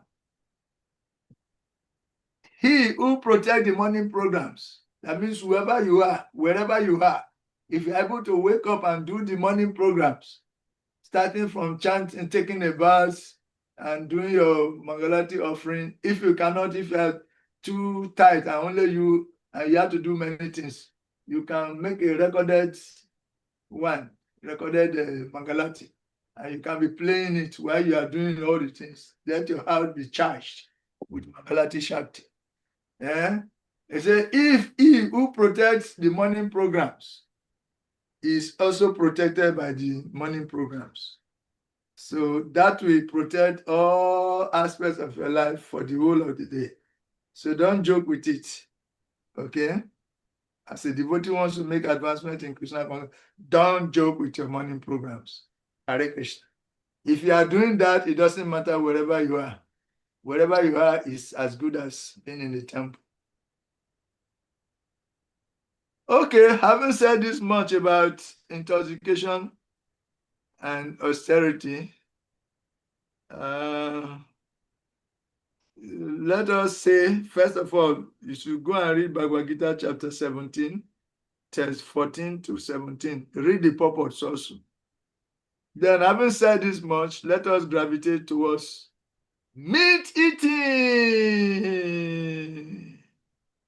Meat eating, what does that include?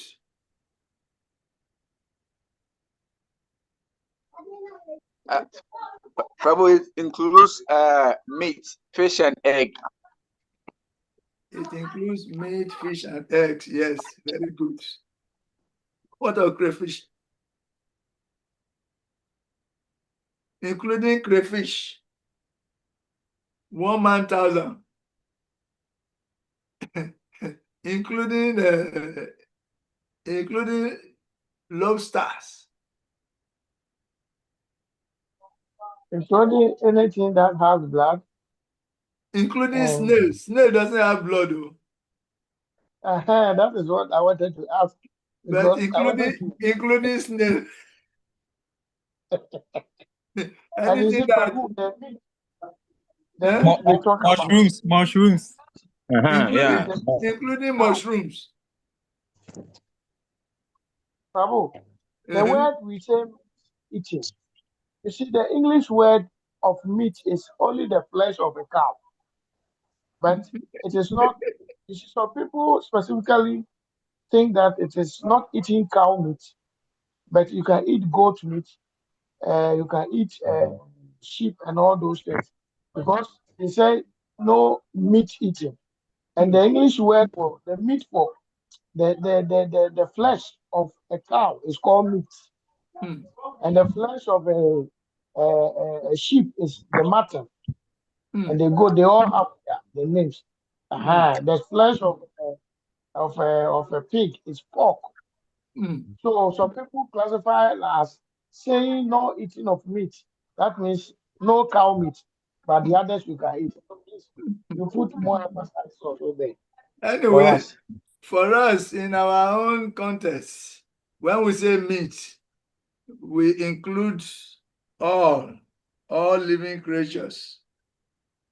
Their flesh we consider it as meat. All animals, their flesh is classified as meat. So no eating of meat means no eating of animal flesh. Then we extend it to fish and also even eggs. So now we are saying that even the crayfish, even the 1,000, even the crab, even lobsters, and all the sea animals, including rats and rabbits and grass cutters and porcupines and pig and dog and snake.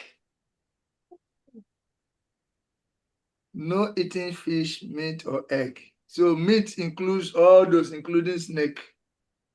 Snake meat is also we classify as meat. Hare Krishna Prabhu. Hare Krishna. Please, can we eat mushroom? No. Because mushroom is not a meat. It's not animal. It's not animal product. It's not animal product, but because it's growing out of rotten things, it's considered to be in the mode of ignorance. So Okay. the energy it radiates is in the mode of ignorance. Unless you are in a place where there is no fish, no vegetables at all, and there's nothing to eat, no vegetables, no fruits, then you take permission from your guru, you let guru know the situation, and you say, okay, you can eat mushroom, then you eat it. Only at that time. Once you leave that area, you stop eating mushroom also. Okay. Because me, I stopped eating meat and animal, but I'm using mushroom. So I think that one is not an animal product. No, but you better avoid it altogether. Okay. When you want to take initiation, when your guru is mentioning all those things, then you can say, Guru, what about mushroom? Then hear what you will say. The whole devotees will laugh first. They will laugh first, then still, you listen. When you ask a question, you be serious. You don't laugh. When others are laughing, then Guru will give answer. Then you take that answer. You hold on to it. That's all. Understand? Okay. Thank you, Prabhu. So, okay, then, even no animal products in any form. There are some toothpaste that have animal products. You don't use those toothpaste. There are some samples that has animal products. You don't use them. There are some creams and lotions that have animal products. You avoid them also. Okay? Then you do not eat boga of any kind. Okay? So read labels very well before you eat or use any product. You should instead focus on cow products and products coming out so that you can promote sattvic economy, economy in the mode of goodness. Okay? Okay.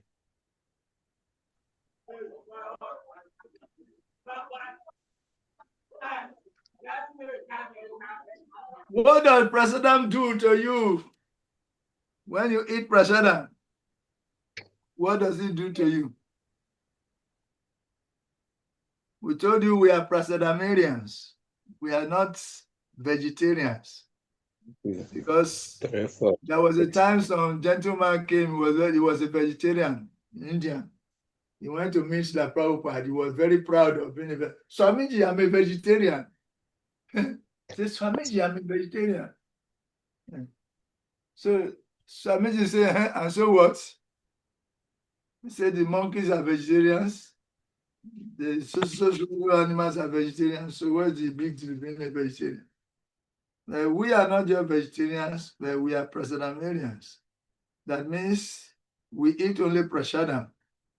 Vegetarian meal Prasadam is also called in the material world as karma-free diet, lacto-vegetarian.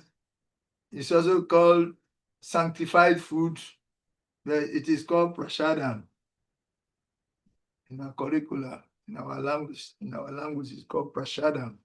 Prasadam means food that is first offered to Krishna before eating. So Krishna, prasadam is actually a manifestation of Krishna. Krishna coming in the form of food is called prasad. Krishna coming to us in the form of food is called prasad. So when it is offered, Krishna enters it. So when you take it, it purifies your body, it purifies your mind, purifies your soul.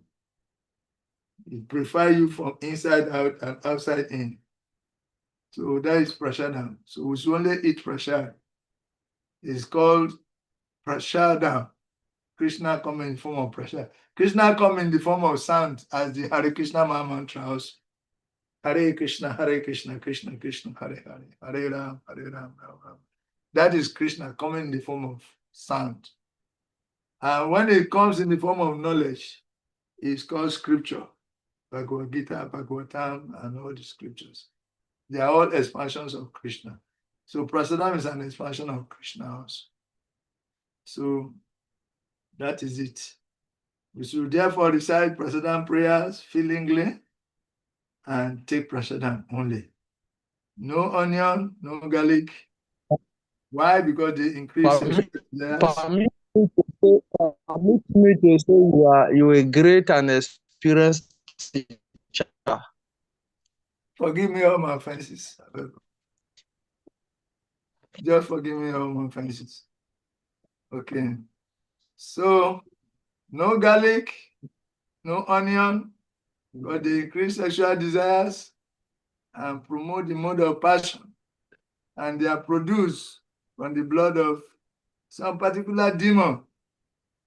And the more you consume them, the more you imbibe those demoniac tendencies.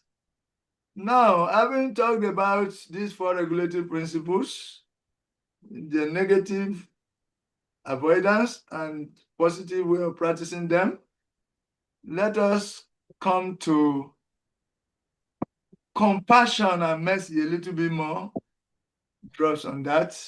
How do we practice compassion and mercy in Krishna consciousness? Compassion means to think we can act in such a way to bring others closer to Krishna. Not preaching Krishna consciousness is not compassion. So if we say we want to practice compassion and mercy, we must preach Krishna consciousness. Actually, Krishna consciousness is the overflowing mercy, the overflowing compassion of the pure devotees. The pure devotees see that the living entities are suffering in this material world because of lack of Krishna consciousness. They themselves, they were there before and they took to Krishna consciousness and they became free from every inebriety. So the same formula is there. The same formula is there. So thinking of how the people are suffering, they want to give them the formula that free them also. So they bring Krishna consciousness. They go out of their comfort zone to try to give Krishna consciousness to others. So that is the Krishna consciousness movement. The International Society for Krishna Consciousness is the mercy potency of Lord Chaitanya. Is the compassion potency of Lord Chaitanya. So to not giving Krishna consciousness to others is tantamount to lack of compassion. It is tantamount to lack of mercy. Rather, we should give Krishna to others somehow, anywhere, anytime, either by our preaching or by our direct way of conduct, how we conduct ourselves in our interpersonal dealings with others. Okay, so we should participate in activities like book distribution, Harinam Sankirtan, attending outreach programs, sponsoring some books for distribution, and supporting Harinam. If you cannot participate in Harinam directly, you can sponsor, you can say, okay, I will fuel the car that will take devotees to Achimota. I will fuel the car, or if we don't have a car, we can hire a vehicle If it's costing 600, okay, I will pay for it. I cannot participate directly, but I will sponsor the devotees to go there. So by that, you are also participating by your energy. Then you get equal benefits also. So let all of us participate, and all the books distributed in the process, you are connected to the blessing that accrues. So we should all participate in these activities and thereby identify with compassion in action. Krishna consciousness. Yes, we should correct the books. Okay.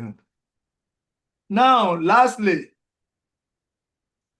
there are some challenges we have in practicing this Krishna consciousness, these 4 regulatory principles. There are some challenges. We have some challenges. But before we come to that, let me read something from the student handbook. That the importance of following the initiation vows. Srila Prabhupada says, okay, let me. Following initiation vows. Is it clear enough for bold enough for somebody to read, please?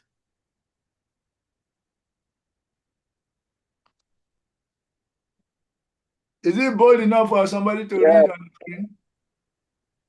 Following initiation vows. Yeah. It is not very difficult to follow the 4 regulative principles. These things should be stopped if you want to be serious.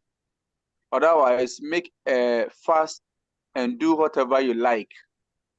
I cannot give you protection. That is not possible. Hare Krishna. Yes. The crunch of this matter is that we should be ready to follow the initiation vows. Otherwise, the Guru will not initiate us. We have to register our determination to follow the vows. Otherwise, the Guru will not go into a one-way contract. So it is a contractual transaction whereby you vow to follow the rules and regulations, then the Guru vow to take you back home back to body. It is contractual transaction. Okay? Contractual. You have to do your part of the contract. It's a very serious thing. That is my request. Hare Krishna, Prabhu, I have a question. Hare Krishna. Please, if a disciple decides, or when in a time of initiation, and a disciple lies that is following the regulative principles, can the spiritual master, the Guru, know it? Thank you. Yeah, the Guru can know it. But most of the time, the Guru acts as if he doesn't know. Because the Guru's Krishna sometimes, whatever he wants them to know, he will reveal it to them. And because Krishna is superior to the Gurus, and he has so many considerations, Krishna might not reveal a particular thing to a Guru at a particular time. But whatever he wants him to know, be aware of, he will reveal it to him, and the Guru will know. And if you are lying, the Guru knows. But because you are already lying, you are practicing, you are like you have started practicing by pretending. He encourage you to pretend more, by pretending continuously, you become that automatically. So the Guru knows, but he allows you, since you are taking the vow in the presence of the 33 million demigods, it takes you for whatever you say, you vomit out, it takes it. That means it binds you. You are bound. And because it's a contract, if you continue, even after the initiation, then you are breaking your part of the contract. But if you have been taken before that day, you pronounce it and you stop doing that, and you start following from that day, you see, it's a born again level. You are on a born again level. And therefore, whatever you have done before that very moment, all is cancelled. The Guru absorbs it, and make you a born again. And your inclination for doing those things will be taken away by the Guru also. So at the point of initiation, the Guru takes away your previous sinful karma, and it also destroys the seed for potential karma. It destroys the seed for further karma. The seed is taken away also. So you will not have inclination for doing those things again. So there is a play of Guru mercy and Guru potency, in interaction with the desire and pronouncement of the particular devotee in question. So it's a mystical moment, honestly. Even if you lie, the Guru can absorb the lie and transform that lie into truth by destroying the seed of sinful activity that is left there. So it's a very mystical process. Thank you, Prabhu. Yes, following initiation vows, somebody else will read. Continuation. Following initiation vows. So you must have to follow these rules and regulations.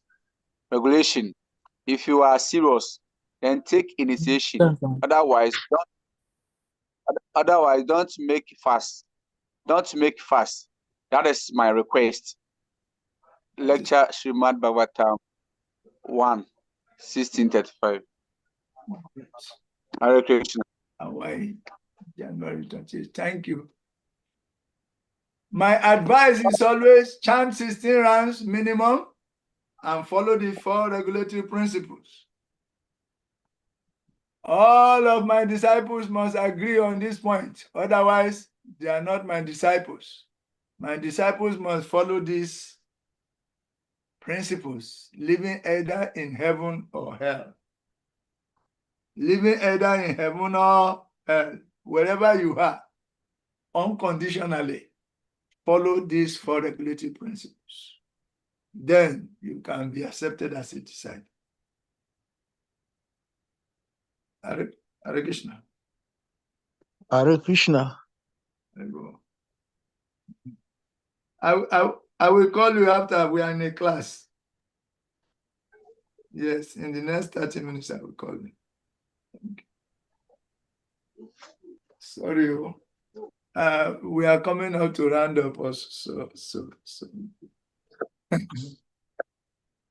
So it's a very serious subject matter altogether. And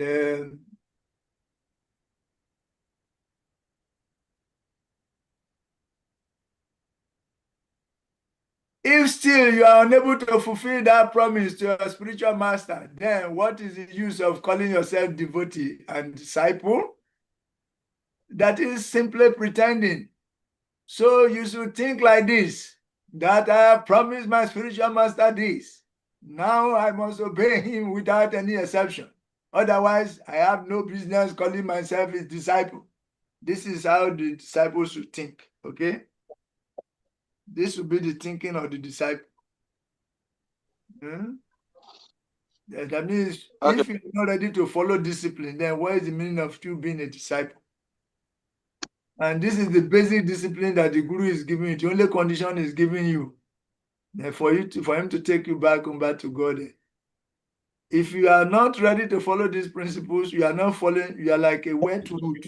We always give this example. If you put wet wood or fresh wood into fire, it will only produce smoke. It will not burn. And if you are already following, that's why you have to practice this following under your temple authorities, and they recommend you that this person is following, as far as you know. You are already a dry wood. Then when you put it to the fire, you will not produce smoke to disturb everybody. It will also just burn nicely, and the fire sacrifice will be fulfilled. You see? So be ready to be a disciple. Then the Guru takes you. Otherwise, you want to become a burden to the Guru. So you should think like this, that I have promised my spiritual master this. Now I must obey him without any exception. Otherwise, I have no business calling myself a disciple. If you are thinking like that, you get empowered by the spiritual master. And all that is seemingly impossible becomes possible. Now we say that will be your austerity or tapasya for forcing you to make very rapid advancement in Krishna consciousness understanding. Without tapasya, that means without austerity, there is no question of making advancement. If you cannot wake up in the morning to chant, to do your prayer daily, how can you make any advancement? But if you want to call yourself devotee and serve Krishna in that capacity, then you must avoid these 4 basic principles, principle restrictions under all circumstances, without any exception, whether you are in heaven or in hell. Follow these principles. Of course, once, twice, Krishna may excuse. That is not very difficult. But more than that, it will become very difficult for Krishna to excuse you. And there is great risk that everything will be lost, despite all your time and effort spent. Okay? That's why sometimes there are accidental fall down. When there is accidental fall down, as long as you are still situated in devotional service, it will be rectified. Therefore, the atonement, when a devotee commits or break any principle, the atonement is not external atonement. I say you fast for 3 days and then no. The atonement is more devotional service. That is the atonement. If a devotee somehow or the other fall, because Prabhupada said there can be accident even on the express road. So devotees that are serious and determined to follow, sometimes Maya can overwhelm them. And they do what is called accidental fall down. That means once or twice something like that happens, the devotee break principles. If he is rightfully situated, if he's situated in his devotional services, he will be rectified. So the atonement for falling down is more devotional service. So instead of saying you are suspended, you should do more service, take more service. Go and clean the cow shed for 1 week in addition to whatever you have been doing. You should wash the pots for one week or 2 weeks in addition to whatever you have been doing. You should take more service to intensify your service. Then you'll be cleansed. So the atonement for fall down is the rectification process is more service. So it's beautiful, win-win. Okay? We are humans. Okay, sir. Sometimes somebody can fall, but when he falls, happy shall Sudra Sharo. Even if a devotee commits the most abominable act, it should be considered saintly because it's rightly situated. Now, the pious king regretted his accidental improper treatment of the powerful Brahmana who was faultless. Such repentance is natural for a good man like the king, and such repentance delivers a devotee from all kinds of sins accidentally committed. The devotees are naturally faultless. Accidental sins committed by a devotee are sincerely regretted, and by the grace of the Lord, all sins unwillingly committed by a devotee are burnt in the fire of repentance. So repentance starts by acceptance.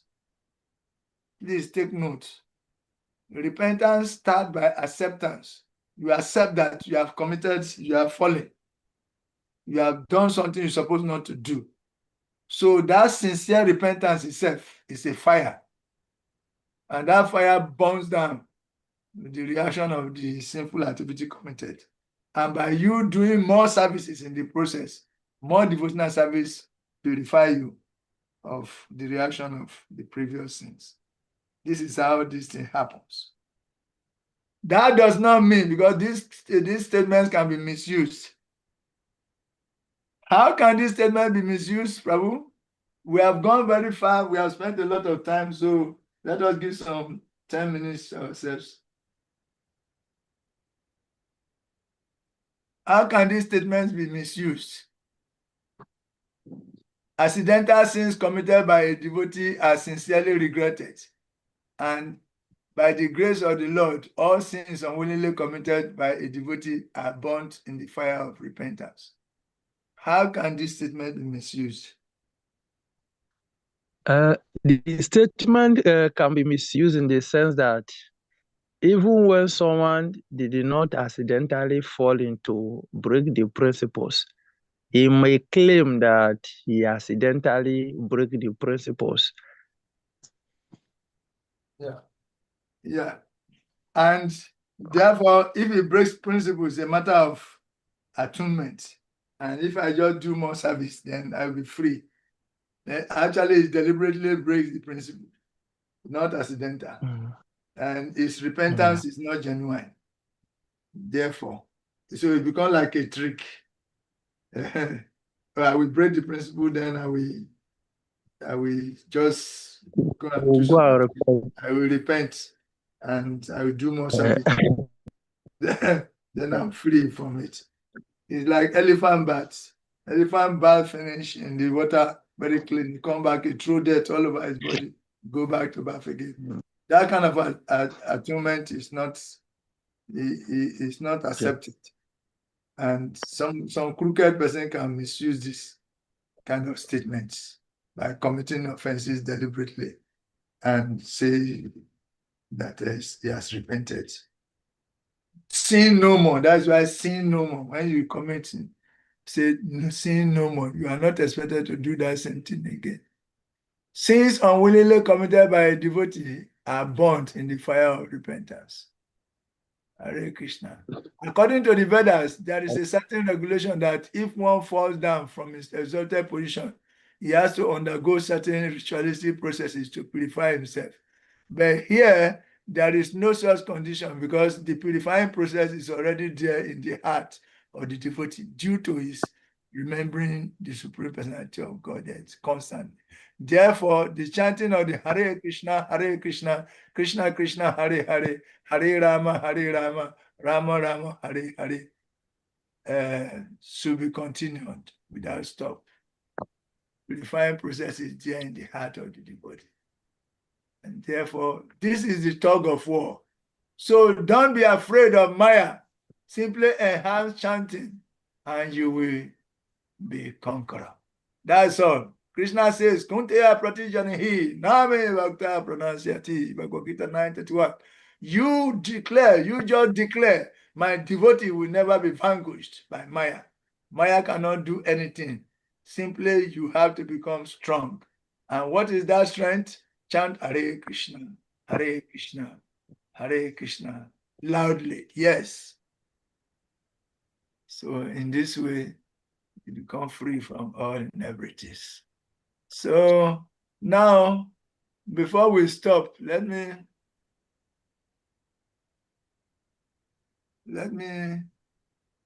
bring attention to this. The last question is, there are some challenges.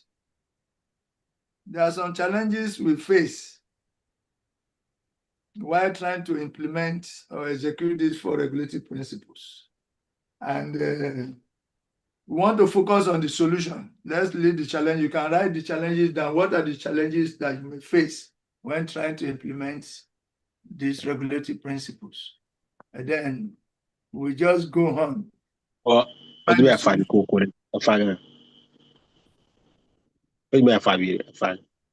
the possible solutions? How to remain fixed? Still, you mute yourself. So mute yourself, okay? Let me pin myself here.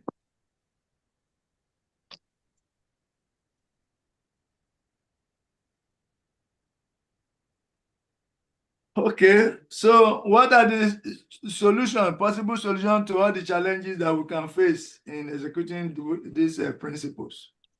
One, we should have prayerful darshan of the deities. I'm giving you the clue. We should have prayerful darshan of the deities. We should go anytime we behold the deities, we should be prayerful. We should know that we are unable to do things on our own, but by the mercy of the deity and the Guru Paramparam and the Vaishnava devotees, you are trying to practice. So the deities will have mercy on you and see you through. That is how to see the deities take a humble position. Maintain quality association of sincere devotees. Go see, look at the devotees that you see that are sincere, try to associate with them. Associating with them means taking their instructions on how to practice. Attend Mangalati, they will tell you to attend Mangalati, attend Tulasi Puja, do Japa, attend Bhagavatam, Guru Puja, attend Bhagavatam class, and also take Prashadam, do some preaching, come back, attend evening program. And this is what they will tell you to do. Any instruction in this matter, I also try to distribute some books, talk to others about Krishna. These are the instructions they will give. Those devotees that give you these instructions, they are sincere devotees. Identify distractions and eliminate them. Things that can distract you from devotional service practices, you should identify them and eliminate them. All this too much of internet, watching pornographic videos and photos, all those kind of things, gossiping, engaging in gossiping, engaging in just socializing and wasting time and engaging in all those activities that are time wasters. You should avoid them. They are all distractors. Avoid them, eliminate them, identify them and eliminate them. Then maintain strict sadhana. Strict sadhana. It's uncompromising. Even the gurus, they don't compromise with their japa. When you see them, they don't compromise with the attendance of program and Mangalati. They don't compromise with their japa, no matter the business. They make sure that they attend Mangalati, do their japa, they do some reading, they attend all the program as much as possible. Any preaching, any opportunity to talk about Krishna, they are there. Gurus do that. Then you should sincerely serve devotees. You should receive guidance from mature devotees. You should do attentive japa. Then you should also do active engagement in Krishna consciousness, studying, distributing books, attending Arena Sankirtan activities. And yes, let us do that. And more good things will happen to us.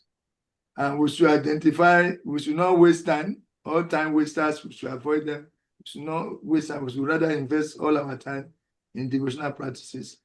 And also, we should not give opportunity for distractors to look us in the face. We should avoid them as much as possible. Identify them at the first place. Don't start in the first place so that it becomes difficult later. No. If we do that, our intention becomes stronger, our discrimination becomes stronger, and we will see with the eye of the scriptures. Hare Krishna. Hare Krishna. You have tried, saying all this while. We very deeply appreciate. And by this, we come to an end. You can go and read more, the additional notes there. And meet you. Today is Tuesday, Abi? Yes, please. Meet you on Thursday. By His grace. Hare Krishna. Hare Krishna.